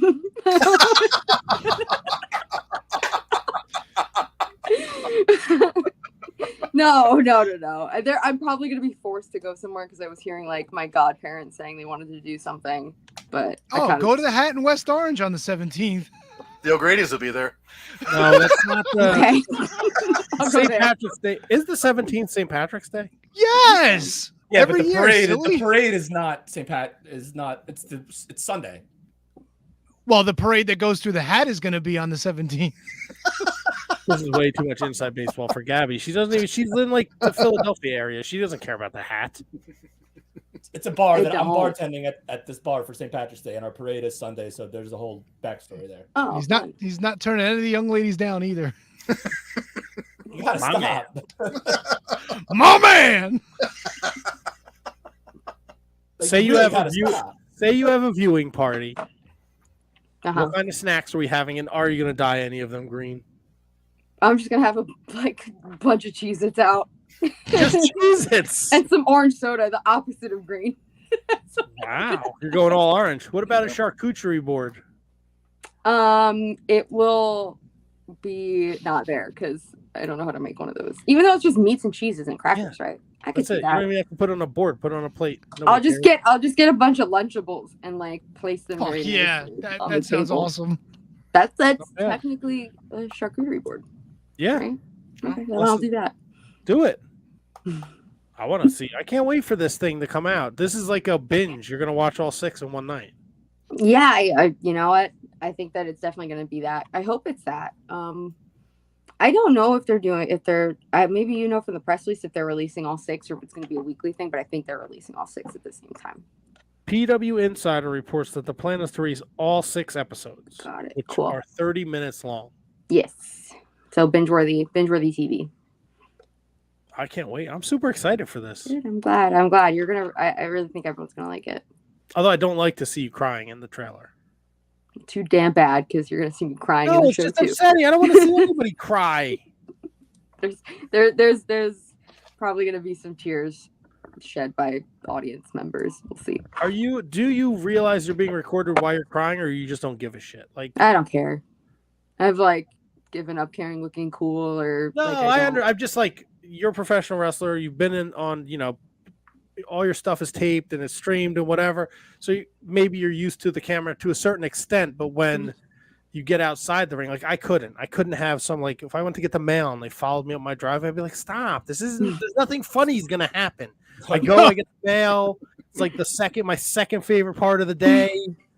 I was going to say that would be real riveting TV sarcastically. But then I just realized what you told us before. Yeah, Matt went ass over tea kettle when he was going to shovel his steps. Fell down his stairs to get on his... Yeah, but look, there's something interesting to catch for you doing normal stuff. Oh, Matt's also a lumberjack. He chops wood. That's what you do? Hell yeah. Why don't you make a TikTok? People love seeing people chop wood. Oh, here we go. Oh my God. Okay, Matt chopping wood on not TikTok. What I do. Yeah, it is. What do you do then? You look like you chop wood. I didn't question it. He also might be Jewish. Wait, you weren't one of the Irish ones? No. God damn it, man. I got asked today at the Walmart if I was Jewish. At the Walmart, Gabby. The Walmart. At the Walmart. Outside the Walmart. The B'nai B'rith Walmart. This is too much. No, I'm not a lumberjack, Okay. Gabby. I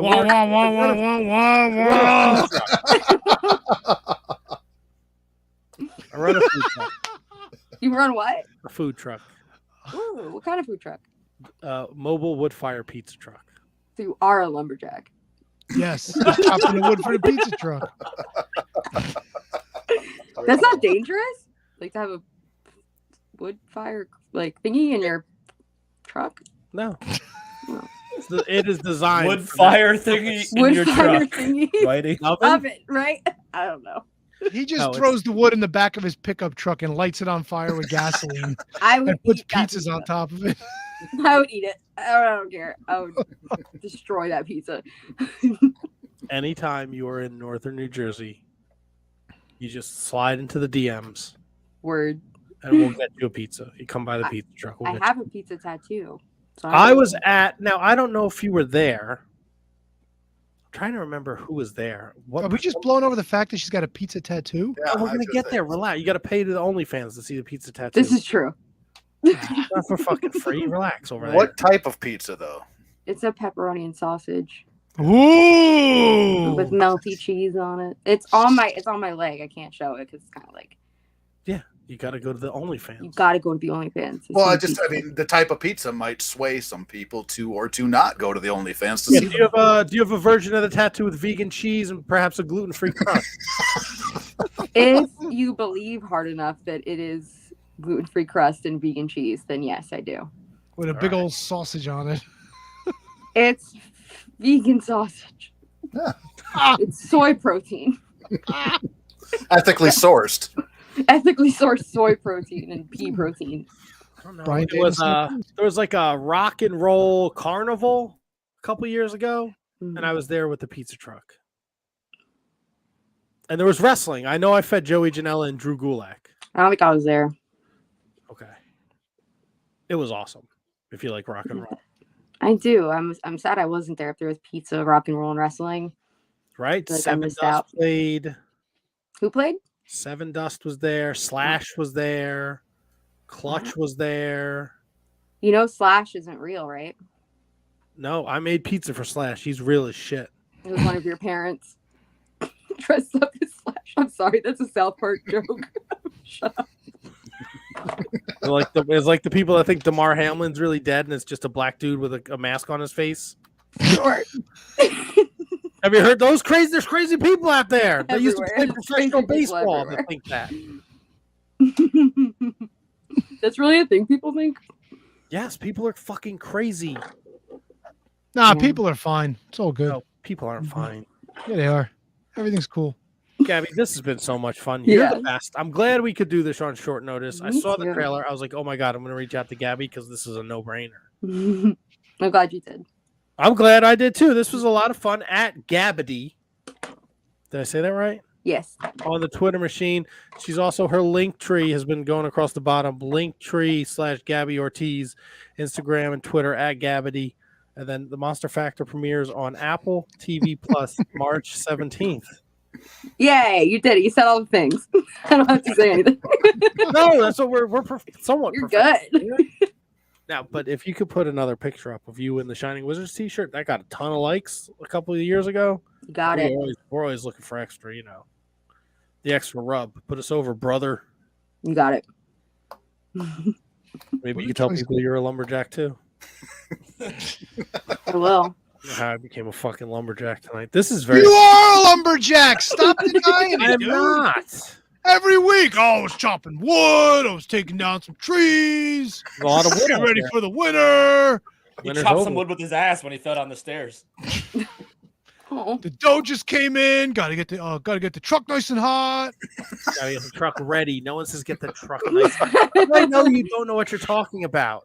Because I'm not a lumberjack or a pizza connoisseur. I'm not a fucking lumberjack. But you are a pizza connoisseur. I'm a pizza. I'm a pizzaiola. You're a pizza Steak something. pizzaiola? Is that I'm the a Latin pizzaiola. name for it? What is that? Pizza? It's someone who specializes in the Neapolitan style of pizza. Oh, is that like the fancy one with like the leaves on it? Like that kind of- Basil? Basil. Leaves. No, I go outside and I take. Here's what I do, Gab. I He's chop a a tree lumberjack. He down. puts oak.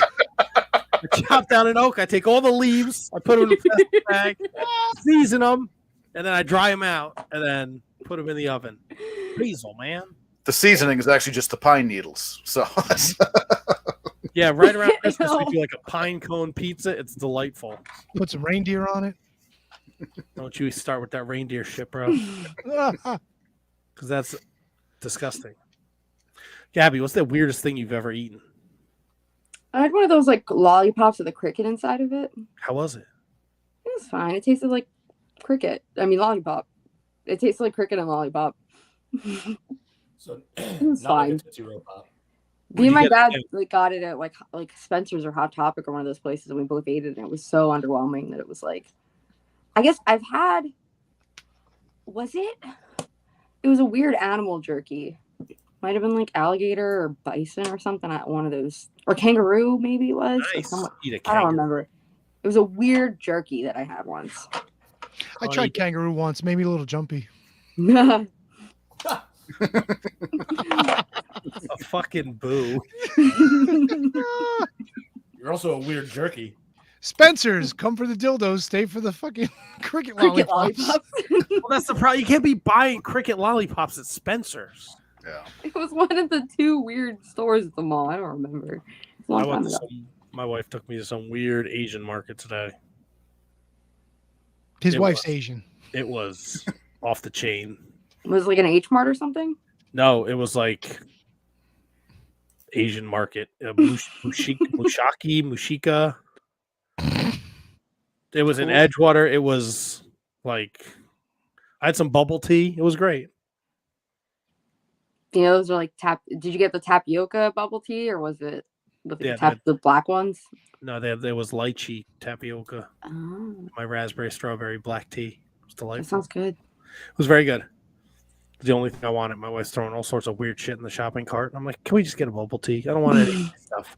I don't know what this is. I don't know what this is. And I also don't like being. I was the minority there. It was rough.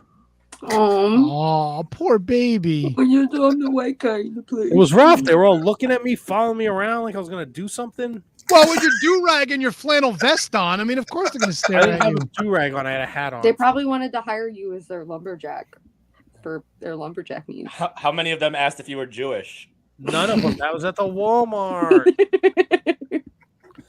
We also went to a bookstore, which was a little weird. Oh, God forbid books. Ooh. So they weren't in English, so yeah. Ooh, I don't know what. It was an Asian bookstore. Yeah. Oh. They had like You had a fun day. I did have I was a full day.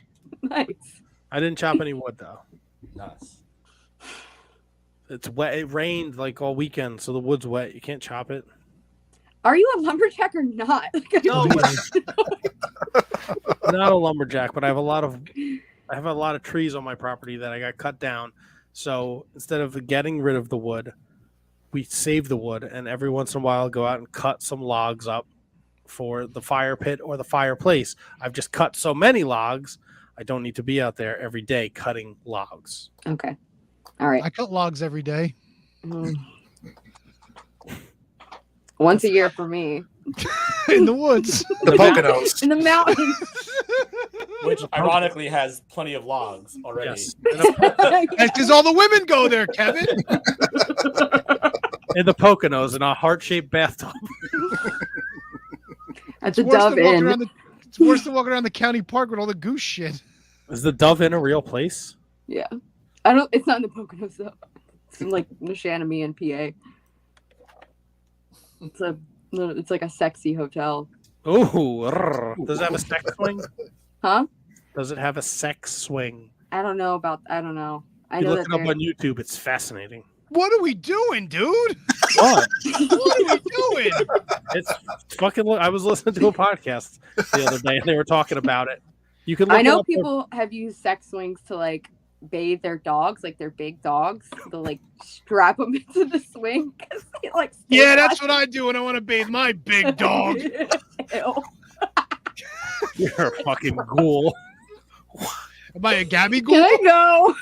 Yes, go, Gabby, please go. Thank you so much. Bye. Gabby, this I has been love a you. pleasure. We'll see you on the March 17th. 17th, Apple TV Plus Sponsor Factory. Check it out. Thanks for having me, guys. Thanks, Bye, Gabby. We'll see you Gabby. soon. Bye. Handsome Kevin. Look at it. LSG wants to know about the Loop Inn. Didn't you play fucking Rock Band at the Loop Inn, Tony? That was the Loop Lounge. The Loop Lounge in Clifton. Yeah. What's the Loop Inn? I don't know. What's the I Loop don't in know. with you? Yeah. Mark It Out poses an interesting question. How am I just learning that Matt works in a pizza truck?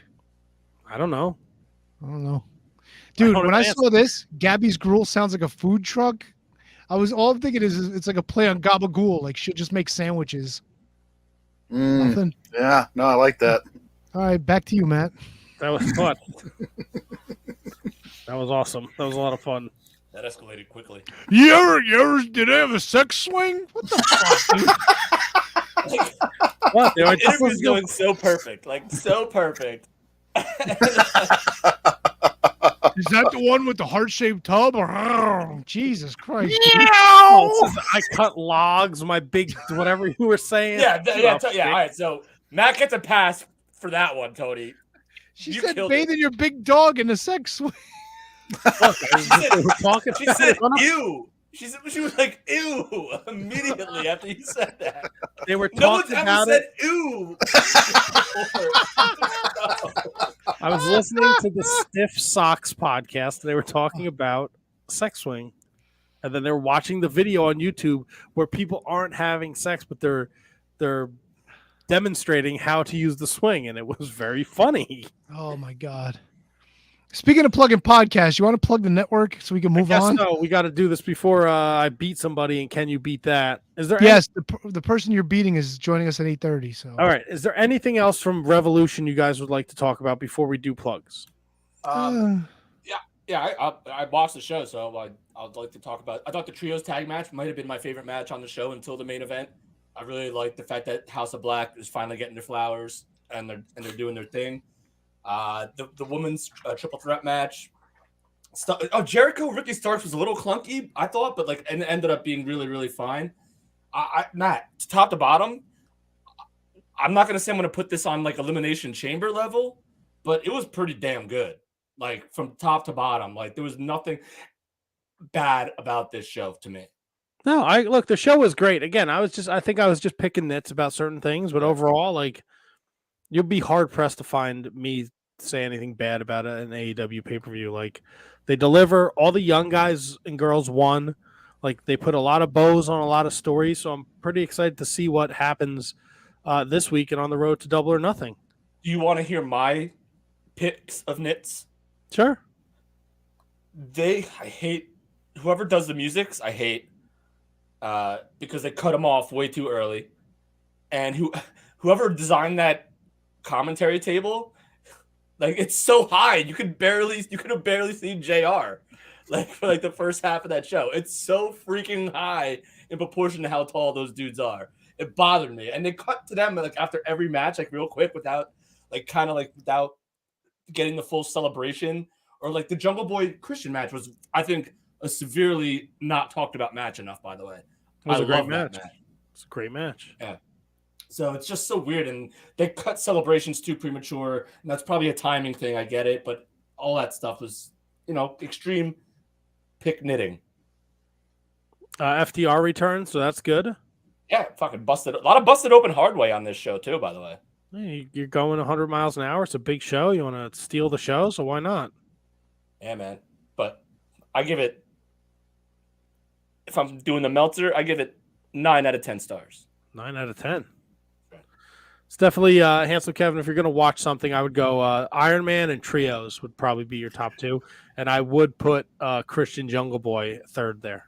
And I think that the Iron Man match is the one that I'm the most interested in seeing. The trio stuff doesn't really do an awful lot for me. I just don't like everything devolving into chaos. But I will. I mean, I'll check it out. If you say it's worth it, I believe you. You haven't steered me wrong. So it's a good show. I mean, no match you watch is gonna really upset you. Okay. Yeah, check it out.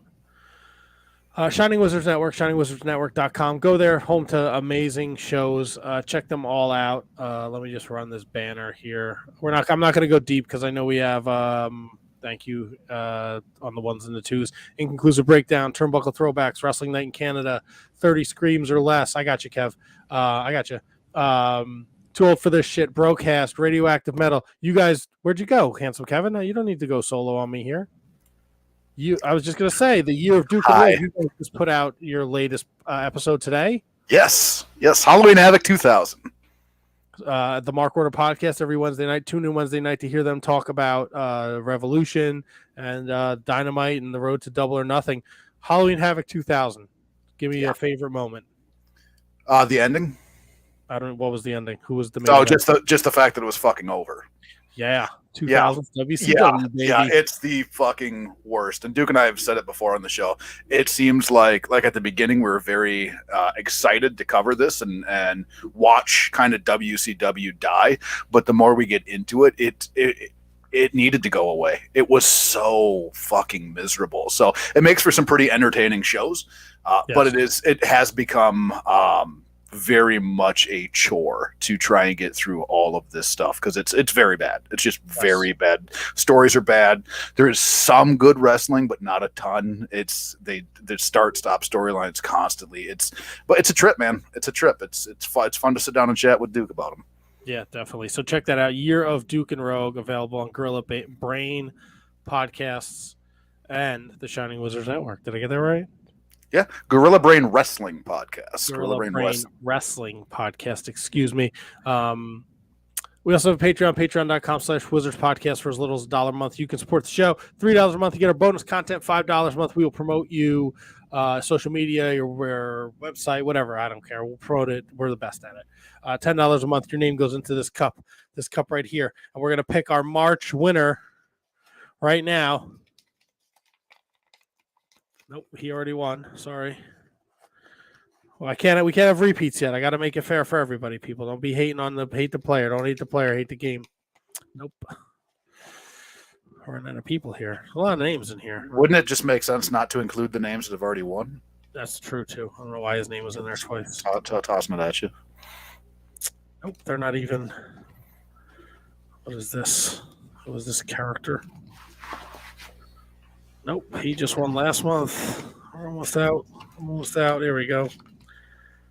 Milwaukee Tom. Hey, Milwaukee. Milwaukee Tom, I'll reach out to you. We'll set something up for April where you will be a part of the Shining Wizards Wrestling Podcast. I just did a podcast with him too, and that dropped today on the High Five. High Five Tom. I ramble like a maniac. No, it was fun. It was a easy, entertaining hour and a half listen.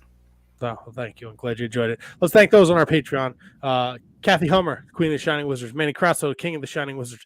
Danny Rusinello, at not Danny Russ on the Twitter machine. Anthony Rusinello. Sean Toe. Sean Calejo. Kate, the Great Hensler, over at Miss Kate Fabe on the Twitter machine. Matt Grifo, at WhoDatMatt81. No relationship to the Kate. JG. Christine Friesendorf. Mark Parloni. You got to be in there, Tony. Come on. Happy birthday, Mark. Yes, thank you. Thomas Kopsamat Spock at High Five Tom, marking out ROH Revelry, Midwestern Wrestling Extravaganza Podcast, the fucking High Five Podcast. He does it all. Tom's doing everything. Kieran, Bon Beasley, Eric Freeds, S.J. McDonald, David Henry Bauer III, Roll, Kevin Rogue at Year of Pod, at JJ Rogue Means, at TOTS Pod, Mike Peterson at LOL Mike Peterson, Asian Joe, Ryan Schlong at Mark Order Pod, Brendan Haney, he's doing the notes on the ones and the twos at Irish Misfit, Braden Bergen, he's our number one fan from Iowa, Matthew Birch, the True Prince of Pro, Michael Hammond, and last but certainly not least on the Twitter machine, he's at W. Mercier Jr., the one, the only, William Mercier Jr. Lives are going to be in William Mercier's hands. Know what I mean? Kevin, I know what you mean. I don't want to be a dick, but I'm here in the wind tunnel. So am I now, actually. That sigh was not for that. That sigh was because I'm a little tired. I hear nothing. I hear nothing now. I don't hear anything. I hear when I'm speaking. I heard it when Kevin was speaking above me. I don't know what to tell you, buddy. We got to get this dog and pony show on the road. Yes, sir, sir. Like, if you're tired, you need to take a nap or whatever, you fucking cranky old man. Is that what this is? Is that what is? Is that what this is? I'm a cranky, tired old man. I don't know. Are you? I don't know. Am I? I don't know. We got Can You Beat That coming up. I still got some wrestling I want to talk about with you guys. But let's talk more about sex swings. Yeah. You want to? Yeah, sure. Why not? Let's. Yeah, first of all, we got to bring in your challenger. Basement. We got to bring in your challenger. Never mind sex swings. What's wrong with you? You said let's talk about sex swings. Handsome Kevin, this was your suggestion. This was your prodigy that you are bringing in. Yes, sir. To take on Shining Wizards, Matt. Why don't you give your friend a proper introduction? Well, this is the one man walking Christmas morning that is the co-host of the Tots Pod. He thinks he's a real sly, funny son of a bitch with that skull and saves lives bullshit. But good man from Huntsville, my main man, Mr. Al Day. What's going on, guys? Aboard. Whoa, Al, your voice rules.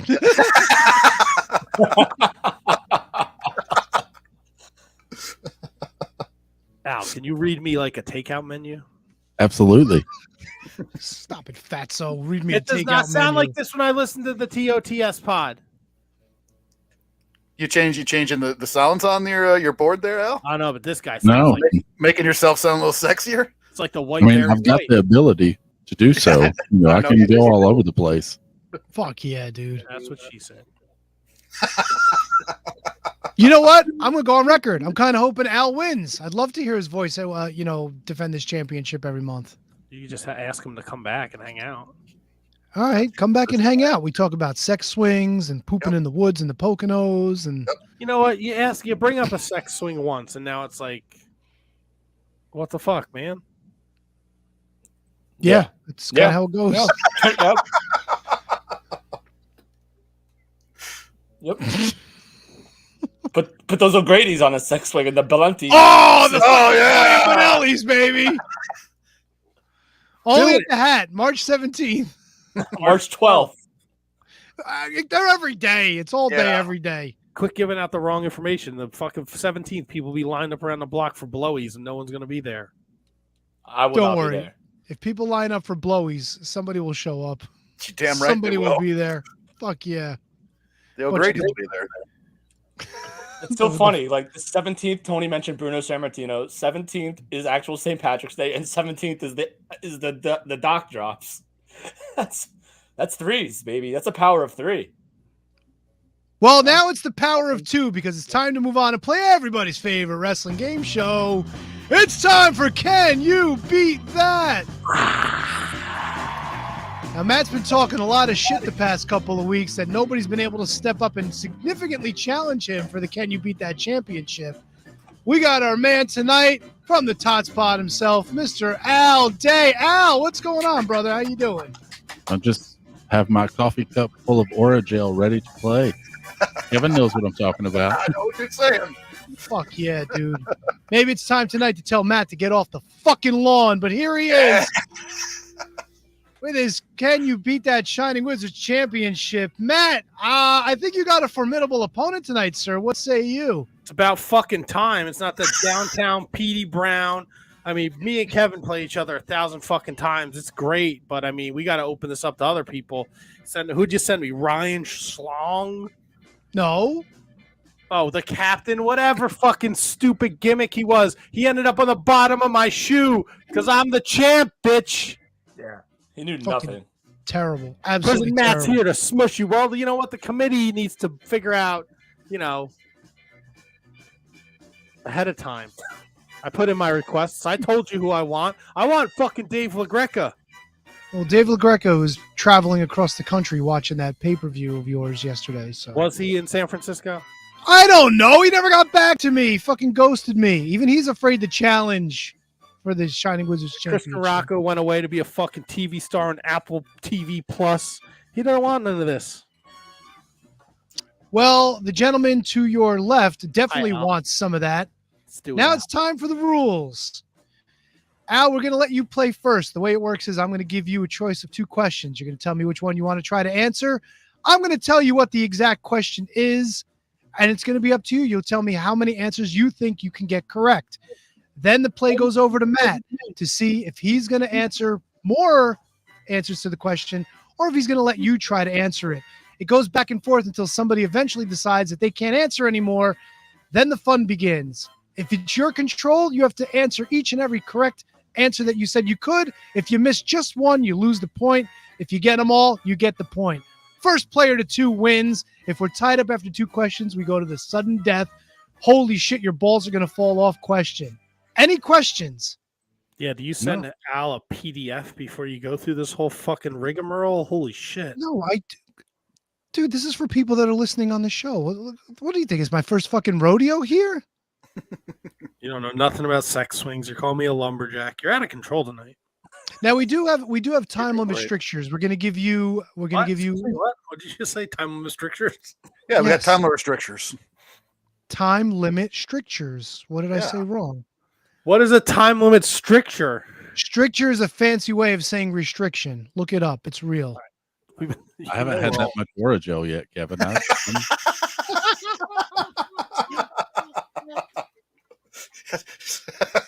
Feed the baby. You'll have 1 minute to decide how many of the answers that you can give correctly to the first question. When we go back and forth, it's going to be 30 seconds each. To give time for answers, it's loosely timed also at 30 seconds. But of course, the game master, that is me, I have the ability to allow further time when necessary, especially if we're having a good time. So if there are no further questions, I will wish both of you good luck, and we will get started. Al, I give you the 2 topics with the 2 possible answers for each one. You let me know which one you want to play. First question is Into the Fire. It has 10 possible answers. Second question is Last 8. It has 8 possible answers. Choice is yours. Go with last 8. Last 8. Question to you, sir. Before Roman Reigns won the WWE Championship at WrestleMania 38, we want you to name the 8 people who held that prestigious championship before Roman Reigns. Now, there were some gentlemen who are multiple time holders of that title in that time frame, but if you name them once, that counts once. So if somebody held the title twice, that person is not named twice. There are still 7 other people that you would have to name. So we're looking for the last 8 champions to hold the WWE Championship before Roman Reigns won it at WrestleMania 38. How many can you name? Man. I know a couple of them, but that's I've been out in the sun all day, so that's going to be fun. Nice sunburn here, Kevin, for you. I mean, I can get a handful of them. Do I need to start naming them now? I wanted to make sure. No. What you do is you tell us how many you can name. So you give us a number, and then it goes to Matt to see if Matt can answer more or if he's going to let you answer it. I'll go 4. Matt, Al is confident that he can name 4 of the previous 8 WWE champions. Question to you, sir. Can you beat that? I have 6. Al, Matt says he can answer 6. Question to you, sir. Can you beat that?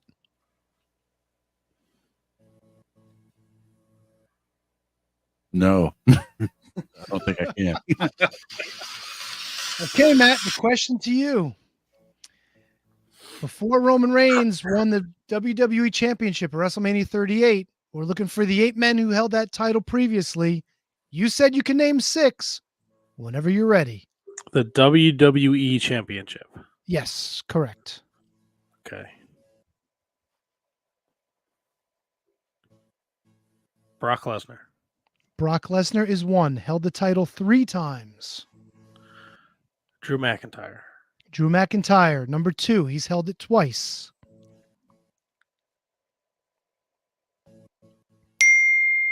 Thank you. Jesus Christ, dude.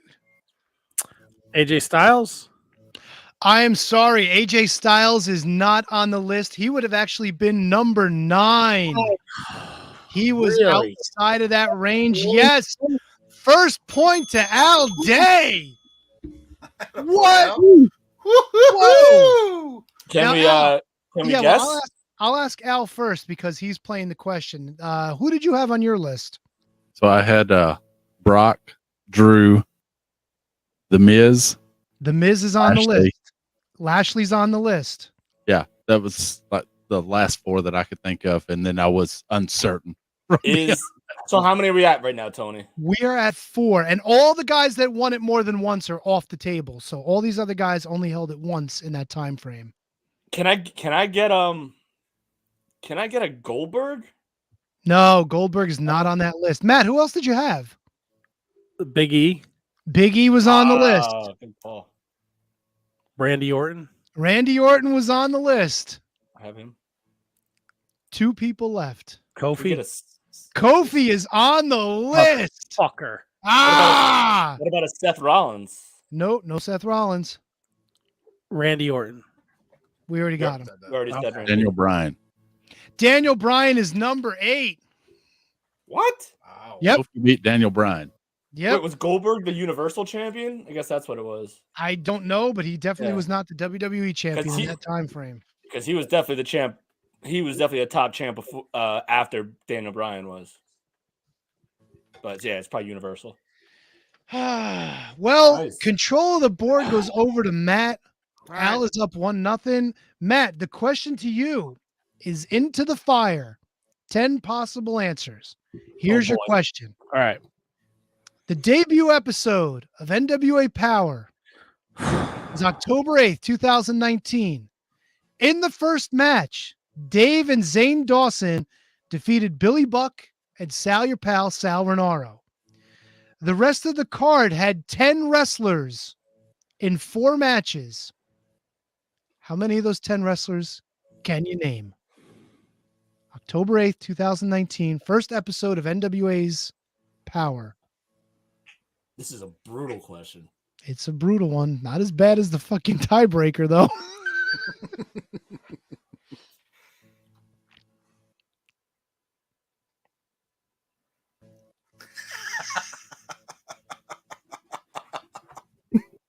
I got 5, I think. I think that's impressive. Al, Matt says he can name 5 of the 10 other wrestlers on that wrestled on that debut episode of NWA Power. Question to you, sir. Can you beat that? That's a negative. Whoa. All right. Matt, aside of the Dawsons, Sal Renaro and Billy Buck, 10 other wrestlers wrestled in the other 4 matches on the debut episode of NWA Power. You said you can name 5. Whenever you're ready. I got Nick Aldis. Nick Aldis is 1. He took on Tim Storm. Tim Storm is 2. Eli Drake. Eli Drake is 3. And give me the wild cards, Thomas Latimer and Royce Isaacs. Ladies and gentlemen, that is 5. We got a tie ball game. Very well played, sir. Let Very me ask well you a played. question. If I had said the question mark and Josephus was on the show, would that have counted? You know what? I would have made an exception for that. Josephus was on the show. I don't know. All right. So I got 5, and I don't think I'll get any more. Well, you know Josephus was on, so that's 6. Who else was on the show? Anybody else? Colt Cabana? No. Good First guess, though. NWA Power. Are we talking Camille?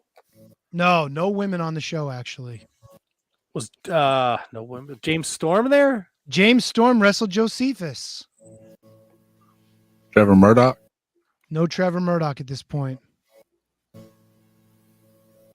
One of these is a real pull. One of them, even I was kind of surprised that he was on the show. And the third one, I would have never gotten in a Is million it the years. 87-year-old dude, Mike something? No, not Action Mike Jackson. He was not on. Was it George South?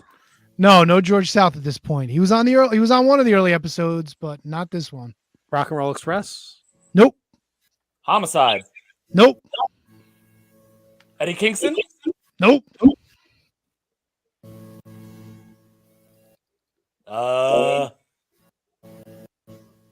Does anyone in the chat have it, Tony? Yes, Matthew Birch has one. Caleb Conley? Caleb Conley is the one that Matthew Birch had. Well played, Matt. With you. You're never going to get the other 2. All right. All right. So I'll give them to you. So this was a tag team that took on the wild cards, one of whom was Danny White, who I would have never gotten in a bazillion years. And the other one, I was kind of surprised that he was on the debut episode, Matthew Mims. Huh. Isn't that wild? Is that Big Strong Mims? Fuck yeah, dude. Big Strong Mims. Well, never mind Big Strong Mims. We got ourselves a fucking barn burner here tonight, folks. Why do I keep getting an echo? Is it just me? You guys Nope, I hear it? it. All right. Well, I'll try to be calm. Okay, Al, for the tiebreaker, since you're the challenger, you're going to get to decide to play or pass this question just based on the topic, not the number of answers. The topic to you is Antonio's Revenge. You got to let me know just from the question. Do you want to play it or do you want to pass it to Matt? You'll get to go back and forth. You'll get to go back and forth with the numbers, by the way. But so you'll let Matt. All right, Matt. Antonio's Revenge has 11 possible answers. In 1983, Hulk Hogan won the IWGP tournament, beating Antonio Inoki via knockout. In 1984, Antonio came back and won the tournament. These are the other 11 wrestlers that were involved in said tournament. There's 11 of them. Whenever you're ready, let me know how many you can name. Are you fucking nuts? You're All right. sick, Tony. You're sick.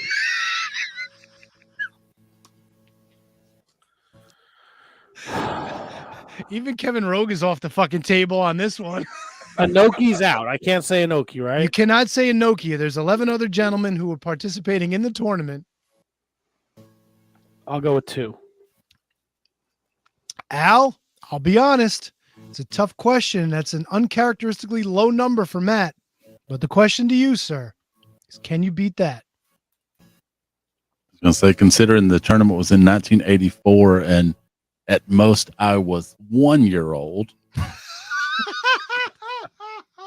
At most, he said. I was 10, sir. Yeah, it would have been December. If it was December 1984, you might have got a 1 year old Al. Otherwise, it was. So I don't think I can beat that. No.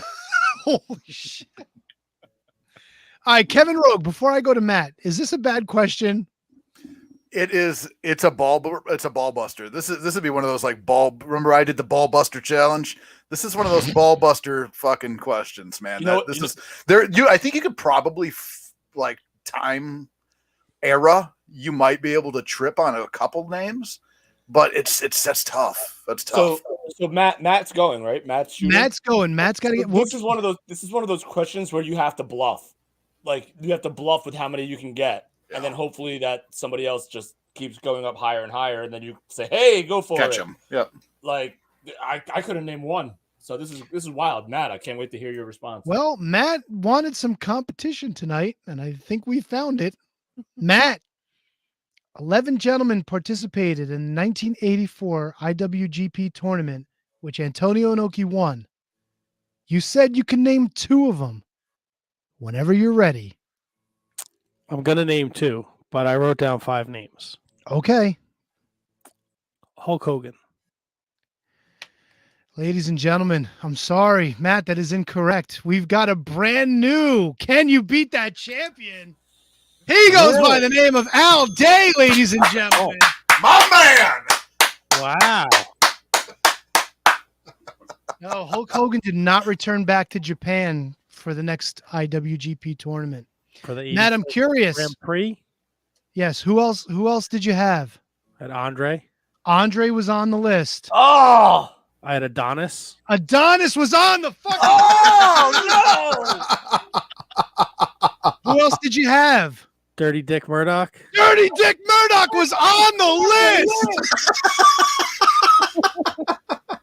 Who else? And I had Big John Studd. Big John Studd was on the list. Bro! A heartbreaker for Prison Matt. This was in your hands, bro. You had the whole and the Hulkster world didn't go back, huh? The Hulkster was not in this tournament. No, sorry. Well, God, first of all, congratulations to Al Day. You're brand new. Can you beat that champion? But I am curious. We've got 4 of the 11. Does anybody else want to take a stab at this? Wait, was this a WWE vehicle or was this a New Japan? No, this is New Japan. This is IWGP. Okay, so there's a lot of Gaijin on this then. Oh, there's a whole lot of Gaijin. All right, so what 1980 what? 84? 84, yes. Can I get a Jimmy Snuka? No Jimmy Snuka. Can I'm gonna go straight LJN list here, Kevin. Yeah. Yeah. Can I get a Stan Hansen? No Stan Hansen. Yes. Can I get a Bruiser? No Bruiser. Can I get a Ted Arcidi? No Ted Arcidi. Nice. I like what you're thinking. What about Ken Patera? Ken Patera is on the list. Hey! He's like the new mascot of my screen on the podcast, Ken Patera. Wow. All right, anybody else? I might as well just read them off. Can I get a Great Muda? No Muda. See now. What is this? Uh-oh. Uh-oh. Can I get a Pedro Morales?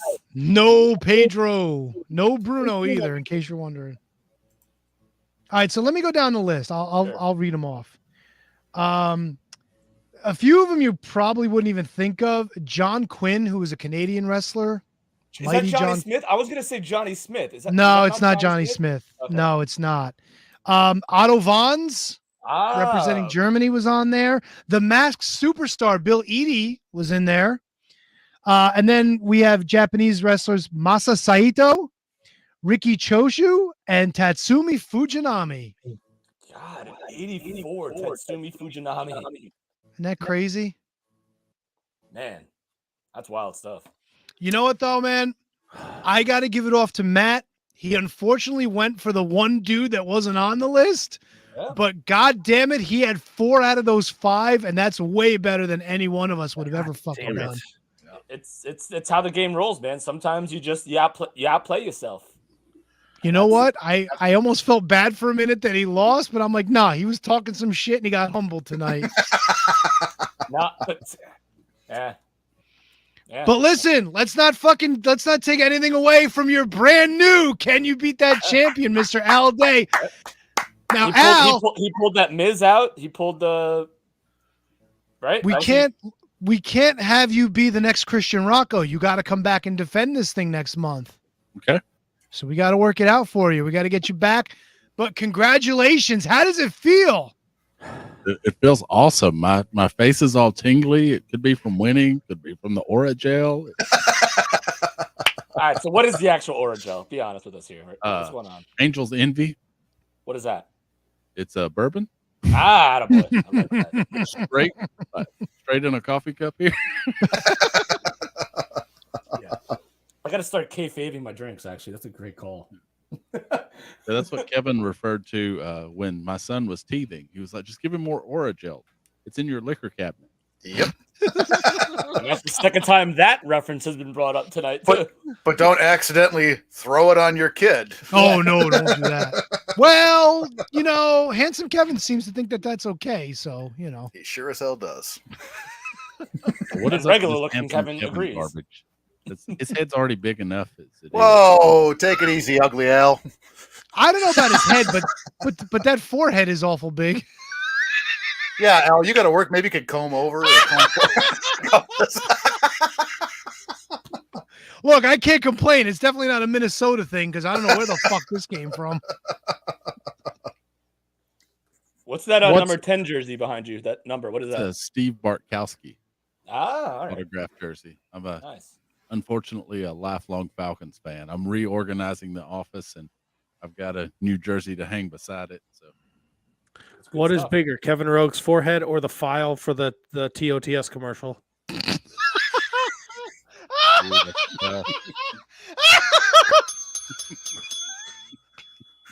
you think I was just gonna fucking sit here and not be bitter about losing? Yeah, I lost. You're part of this bullshit committee.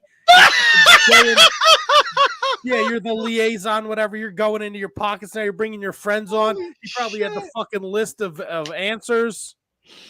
Oh god! If I had the list of answers, he would have been done a little better. I'll tell you that much. He won. You don't get any better than winning. That's a good point. Yeah, I mean, it's hard to so argue. Yeah, I'm gonna be fucking salty. You think I'm just gonna fuck yeah? I'm gonna fucking lay down? You damn well better. The O'Grady's are gonna be here. The fucking Benellis on their sex swings. Yeah, they're gonna have. There's gonna be a fight to the death between the O'Grady's and the Benellis. Yeah, over. Oh, why would they fight? They spread the wealth. It'll give a whole new meaning to something on a pole match. Well, Al, congratulations on the victory. I appreciate it. I'm gonna let you know now, just because I'm a professional. You'll be back April 10th. That's April the next. 10th. That's the next scheduled. Can you beat that? Okay. That's what you defend. I don't know against who because I have no say. I hate. Look, Al, I'm just gonna let you. Let's get rid of all these fucking losers here. All right, let's just have real talk here, man to man. All right, Al. All right, look. There's some weird committee. All right, they pick the questions. They pick the opponents. They're listening to everything. They're out to get you, Al. Just a heads up. All right. They didn't give the last champion, right? They just didn't even reach out to him to see if he was available. And then he said, "Oh, I can't defend my title." Then they just stripped him. They didn't even give him a heads up. Right? Then they're coming after me. Yeah. Just, I wish you the best. I'm in your corner. But, watch out for the committee. Tony's part of the committee. He's the liaison. I am not part of the committee. I am the liaison to the Can You Beat That committee. Let's get that straight. Fucking 8-Head is doing something over there too. Hey, we let him take it easy, Prison Matt. We let him know that he was. What do you got? Frogs in your pockets? Yeah, frogs in my pockets. We let him know that he was no longer champion because you got to make your dates, kid. We told him that. It's weird. Yeah, Matt with two T's. I feel like I had to send the message to him and let him know he was stripped of the title. And I'm certain I'm the one that sent the message, and he said that he understood and respected the committee's decision. Thank you. Just watch your back, Al. Al, watch your back. That's fair. Al, I can tell you, we've already got a challenger lined up for you next month, so make sure you're ready and good luck to you. They're going to rip your legs off like you're a fucking AEW figure fresh out of the package, buddy. Oh, that's possible. Is that a thing? I thought that was Power Town. That was Power Town. Yeah. That happens to some of the AEW figures too. And you bought 2 sets of each of them, didn't you? That's why we're winding down to 1 set. I'm kind of out of room, and you know how it goes. No, we understand. That's why you went shopping today with Edgewater. I just wanted some bubble tea, bro. I just wanted some bubble tea, bro. Bro. Write that down. Brother. Well, Al, it was a pleasure having you. Congratulations once again. We will be in touch. The committee will be more than happy with having you as a representative of the Can You Beat That championship. I appreciate it, guys. And you should listen to Al. He does a great podcast, TOTS Pod. They talk about figures. Him and Gigantor over here. Jesus, dude. What did he do to you? Double X coming after me. I don't get it. How do you think Al got on the show to challenge me? It wasn't through Tony's hard work. It was you, handsome Kevin. You're gunning for me. I know how it is. You want my spot. You want my job. I don't gun for anybody. You gave him the job. On to you. Like an O'Grady. The show is great. The figure show is great. Oh, you're the fine Irish last, aren't you? These guys do a great show. It's on the Shining Wizards Network and the Gorilla Brain Wrestling Podcasting Network extravaganza thing. You should check it out. They do great giveaways. They sent me some cool stuff. I won some cool stuff because I asked a question about Kevin Rogue, beating himself off or something. It was funny. Yeah, it was good. Something like that. We have a giveaway coming up. So yes, we do. Big one. Supersized 50th episode is on the way. Nothing was bigger than Matt giving away the Can You Beat That championship tonight over Hulk Hogan. God damn it, Tony. You and the committee are coming after him. Yeah. You guys are bending him over every time. This is an injustice. When we finished the interview with Gabby and we kind of put a bow on AEW and Tony left, I'm like, if fucking Magenta shows up to challenge me, I'm going to throw my fucking laptop across the room. He was like, peace. Then he left. And I was like, if fucking Magenta shows up in that little box down there. Tony, put that in the memory bank. So, like 6 months down the road, you could actually do that. Oh my God. Oh yeah, fucking throw Al a fucking bone. Let him beat Magenta in a month. No, Mal's got Al's got a formidable opponent next month. I'm not gonna lie. Yeah. It's gonna be interesting. In all fairness, Matt, though, I was the same mindset with the two. I was like, okay, Hogan and Andre. That's all I got. So. Look, man, it was not. Well, that's not all Matt had. Unfortunately, he went with the wrong one. He went with Hogan first. Any other one would have won you the game. Any other one. Yeah. It's the nature of the beast. What are you going to do? That is what it is, buddy. Out of the hands of victory, that stuff, that old saying. Listen, I'll throw your name back into contention with the committee again, and we'll see where it goes. You know what, Tony? Oh, no. If you could just let the committee know, I'm not interested right now. I think I need I need to take some time away from Can You Beat That? Right, I want to see.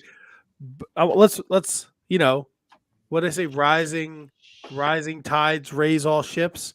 Let's let maybe Al starts a domino effect here. Maybe we get some tight games here. Some real knowledgeable people that show up on the Wizards. They become part of this community, and then boom, the game is upped to where you can't expect just me or who changed my fucking name. I didn't. Which one of you motherfuckers? How long has it said prison? Matt, first time I'm seeing it.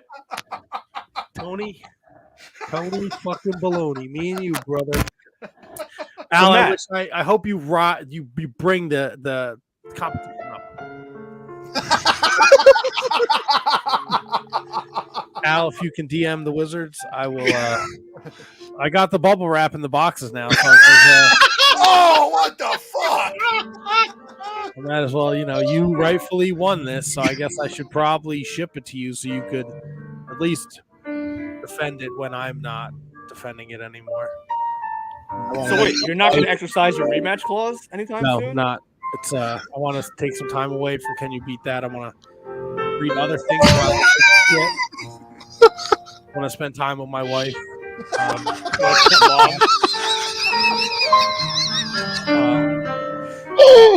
It's hard. I fell down the stairs last week because I wasn't focused. Oh, God. This is not an easy thing for a man to do. Stop! He has to walk away from the thing he loves the most. Can You Beat That championship? Al, I'll put it in a box. I'll pack it like I packed my green card crush. Rhiannon, I'm coming home. Coming home, babe. You had it.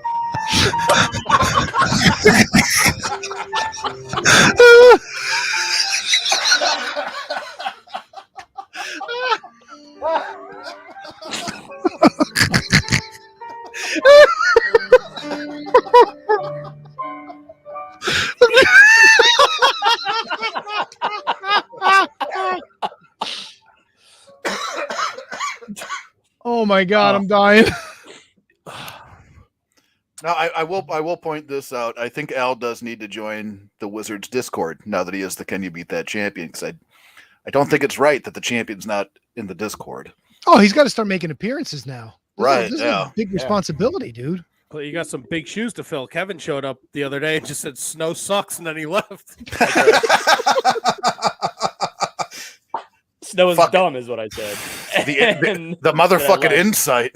Yeah, huge.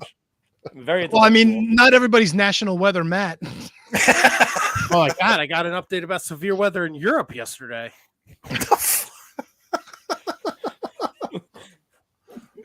I got nothing. Beats me. I'm always checking, so. Holy shit. Why are you checking weather reports in Europe? I'm not, but I'm always checking the weather because I'm always outside, so I got to know what's going on. Kevin, is this your source that every time the severe weather is about to hit Huntsville, Yeah. you're always hitting me up? Like, Yeah, no, he updates me about Minnesota weather, which is nice. He hasn't done it in a while because I think he's kind of upset about the committee thing. But like, I'll look for your weather in your area because I know how you're doing. And I can look up the weather in Huntsville, Alabama for you, Al. He's pretty good like that, yeah. Al from Huntsville, Alabama. I see what you did there.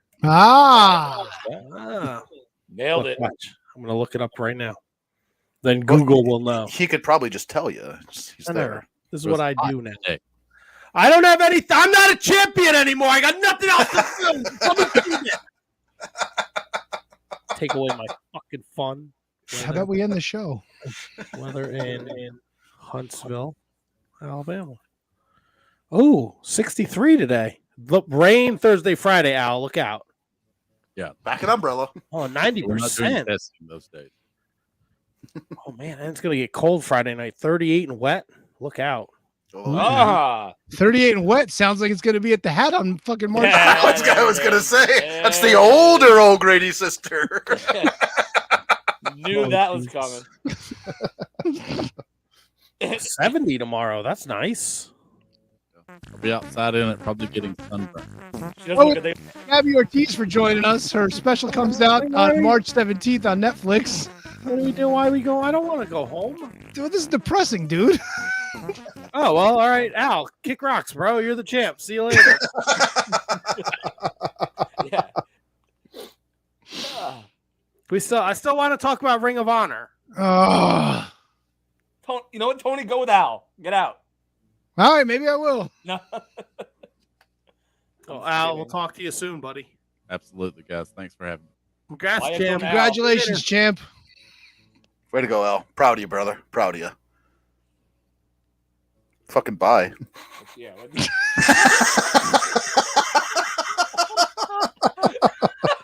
I fucking give him this nice, I'm proud of you. He doesn't do shit. Get him the fuck out of here. Actually, I will say this. Al is one of the best dudes you'll ever meet in your life. He is one of the sweetest guys walking the earth. Seems like it for sure. He is. All right. The Ring of Honor TV is back. I'm very excited about this. And I know I don't know if you guys got to watch it. And I know we talked about it a little bit before the show, but Kevin was like, I tried to watch it, but I can't. I really think, unfortunately, you have to pay to be able to watch it. So if you want to watch it, you guys can have my login. You three guys, not everybody out there. Sorry, y'all gotta figure it out, but I'll share with my friends here. I mean, some of you are my whatever, you know what I mean. Yeah. I was very hesitant on the restart of Ring of Honor, right? I didn't know what to expect. I didn't want it to be. I mean, man, they announced like fucking 10 matches for Thursday night. I thought it was going to be like AEW Dark Ring of Honor style, but it wasn't. Okay. Definitely worth going out of your way to check out. They do a great job with the matches. The matches are great. It's a completely different atmosphere than AEW Dark and AEW entirely. It really captures what Ring of Honor was. And the vignettes, and I think you're going to start to see less of it on AEW on Wednesday nights and Friday nights, which I think is a good thing.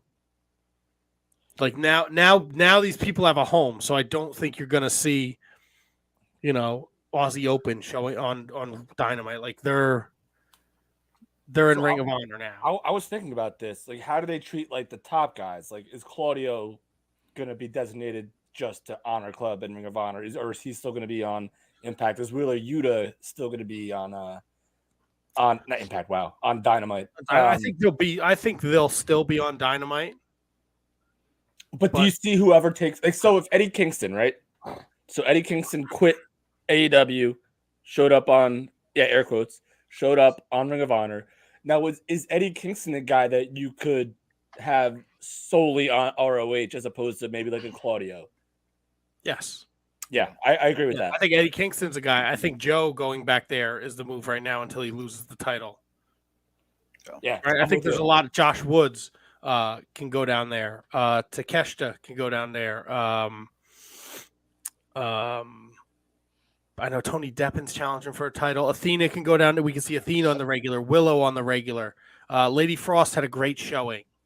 And so like when we say like go down there, we're not talking about like a demotion like NXT or like WWE CW. Like this is its own entity now, and this has to grow. So to grow, you have to have these people on it. You have to have the Athenas. You have to have the Claudios, the Eddie Kingstons, or and bring back some of the names that Ring of Honor is familiar with, like the LSGs, the who was in that 6-man? It was Rex and Joe Keys. I don't like Joe Keys, but but you have to have there's going to be a happy medium in between. Like Rohit was there, so like that's pretty dope. So Christopher Daniels, like you're going to see Shane Taylor. Shane Taylor will definitely be like, if you tell me Eddie Kingston's going to beat Claudio, so Claudio can go back to AEW and just stay there, and you're going to give me Eddie Kingston, Shane Taylor, like sign me the fuck up. Yep, I agree. I couldn't agree with you more, and I hope that's the case. I just don't want to see too much of the back and forth. Well, I think you're going to see less now that Ring of Honor has TV. We know they're going to be taping. They've taped up until Supercard of Honor. They have a pay-per-view at the end of the month, and then I'm sure they're going to do another set of tapings. And Tony Khan says he's got major announcements, so you never know. Maybe they're doing, maybe they're going to tape. They're going to take Ring of Honor on the road. They're going to go to Philly and tape a couple shows there. Who knows? Yeah. But now that there's a place for these guys, I think you can start to weed everybody out, and they can find their respective homes. And I don't think you're going to have the back and forth. Yeah, and I don't think I think it's going to keep the spirit of what Ring of Honor was 100%. So like, I have no problem with new guys who don't have Ring of Honor history being there, because if Ring of Honor in its heyday was still around, you're going to have new people show up. So like, you have to like think about it that way. Like, Ring of Honor is not going to be just all nostalgia. There's going to be new talent that's going to be there, and you have to accept them, because that's what would have happened anyway. Like you're going to have new talent. It's not going to be all freaking, Joe and Daniels every single night. No. So I'm excited. Now, is this is obviously another Tony Khan situation. Does he have anybody helping him with ROH, or is he doing the same thing he's doing in AEW? I can't answer that. I'm sure if you do enough digging, I really hope not. I really hope he took Delirious, who was booking Ring of Honor, and I hope he uses, like, he's the booker.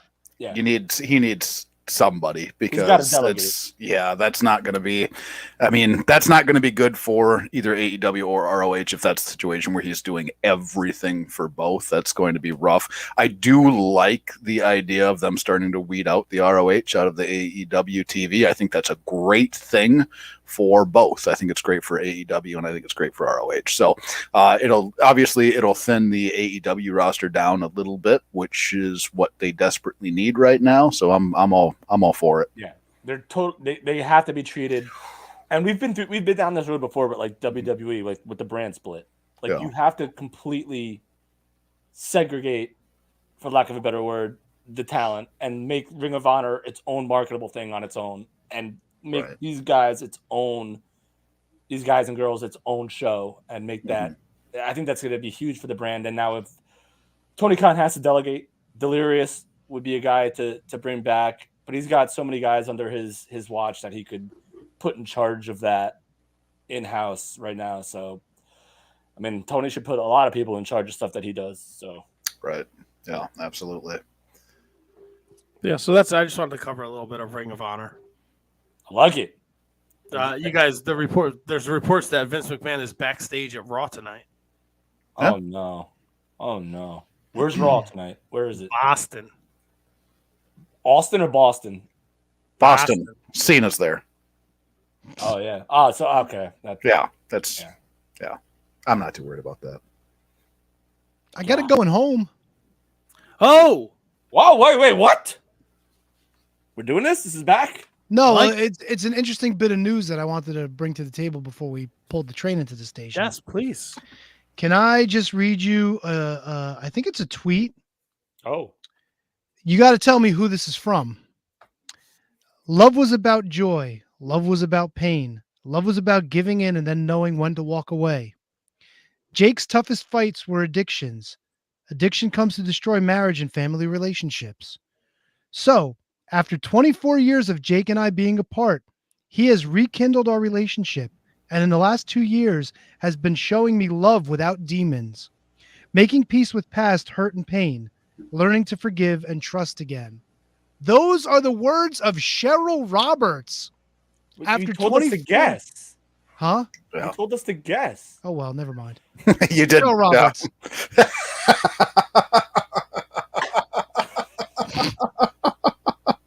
Take it away, Sam.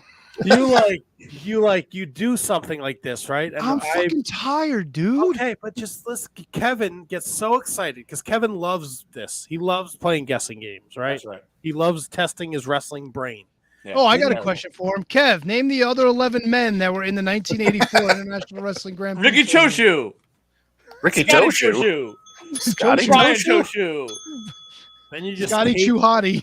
Dennis Choi away from him. You rip it out. Just take it. Sorry, I didn't mean to, bro. I'm tired. I just wanted to make sure that got out there. I thought that was pretty amazing that the Robertses are getting back together. Yeah, I read that they had, I don't know if reconciled is the proper way, but they're, yeah. Well, they did. That's the weird thing. Like last month, they did a signing together, and I'm like, wow. I'm like, how did they work this out? What promoter got these two to do a signing together? Are they doing the 80s wrestling con over here in May?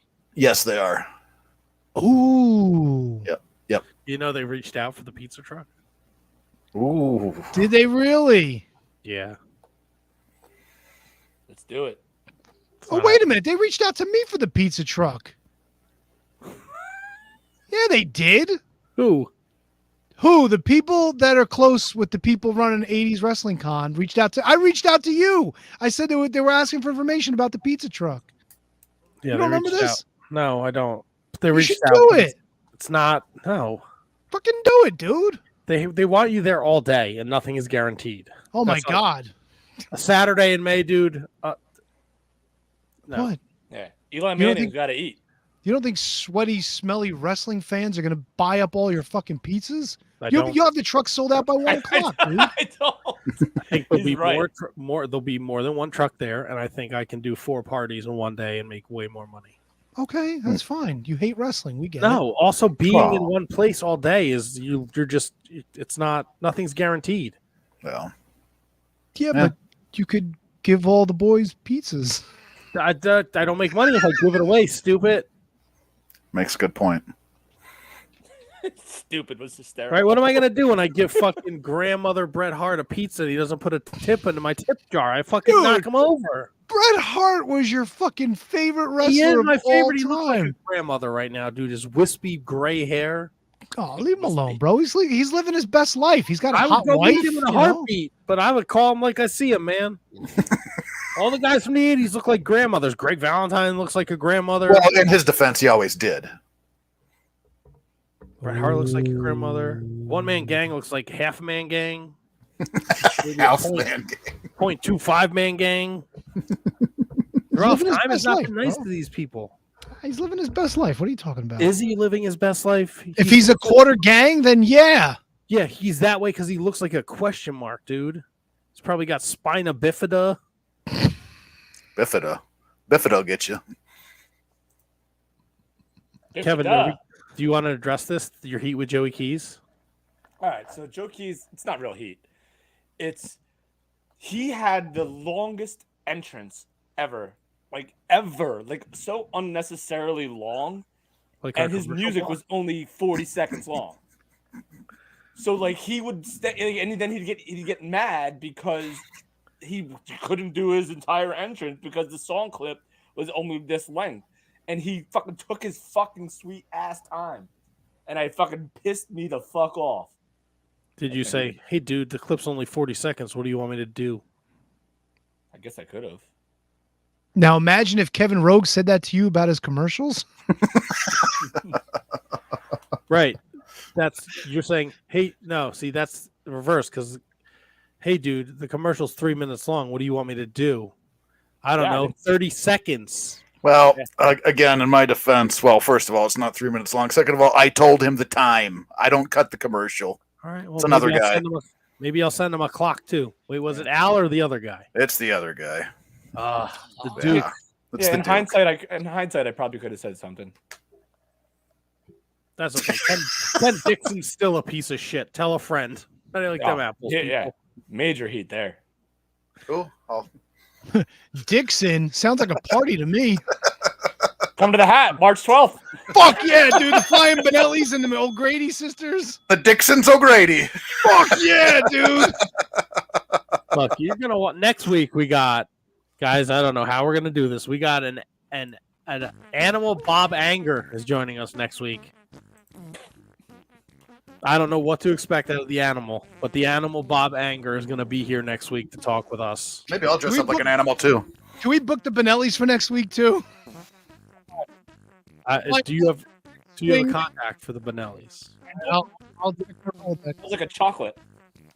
And we're gonna maybe we'll go down the aisle next week. Maybe we won't. I don't know. We got Darren Corbin coming up. Woohoo! March. Darren's younger brother. We got March 27th. We're gonna do a Wizards Rewind back to Ring of Honor Supercard of Honor 9. 9? April 3rd will be strictly a post WrestleMania show, so tune in for that. And we're gonna roll on through April and May. So meow. Be sure to join us, support us on all social media platforms at Wizards Podcast. If you are watching this on YouTube, rate, review, subscribe. Don't mind me. I'm at the hat. Hey, look at me. I'm an O'Grady. Patreon.com/Wizards Podcast. As little as $1 a month, you can support us. Special thanks to Gabby Ortiz at Gabby on Instagram and Twitter. Be sure to follow her and tune into Apple Plus TV on March 17th for the Monster Factory documentary. March 12th, the St. Patrick's Day Parade is taking place in West Orange, New Jersey. You can see Kevin Garifo behind the bar at the Harrison Avenue Tavern. He's taking tips and blowies. You gotta stop with that, for real. You can take a New Jersey Transit, take a bus, you can walk, whatever you want to do. Just get there to see Kevin. Throw a couple bucks in his tip bucket. Look for the O'Grady twins, you know. Give him a tip. Take his tip. What's this? Yeah, maybe you want a curry favor. Bring a figure. Oh, dude, yeah, bring a major figure podcast, guys. No, bring your money. Because I can't split figures. We split tips. Well, if it was an AEW figure, you could split my tip. Easy, big fella. Easy, killer. See Kevin at the bar. Yeah, I'm excited. Now, Kevin, what kind of shape are we looking for next week for the Anger Bob guy? Are you going to be hungover? Are you going to be in work the next day? Will there be fallout from the parade? No. Oh, yeah. No, working actually makes me very, very well behaved. Oh, all right. So, Ooh. Have to be. All right. You didn't take Monday off? Not yet. I like. No, I didn't take off last year. Like I'm in bed by 10 o'clock usually. Every day. It's a long day. Yeah. So we'll see. But I'm excited. Congratulations to Al on the beating me and the Can You Beat That? So we're interested to find out who's lined up next. Don't forget to like, rate, review, subscribe, 5 stars, all that good shit, wherever you get your podcasts from. And thanks for joining us. I had a good time tonight. I don't know about you guys. Great time. Always have a good time with you, fellas. Fuck yeah, dude. So laugh a minute around here. Barrel of Monkeys. Good night, Diana. She appreciates that, bro. She said she's going to come back on and talk to you and say hi again. I would love to. I'd love to talk to her. Just Tony, don't let her go to the bar someday. No, she knows better. She got heat with the Benelli sisters. Oh no! She ain't allowed in. Oh, no. Which is funny because the O'Grady's are in heat. Yeah, at the same time. O'Grady's all gratin all over your face. It'll be gratin.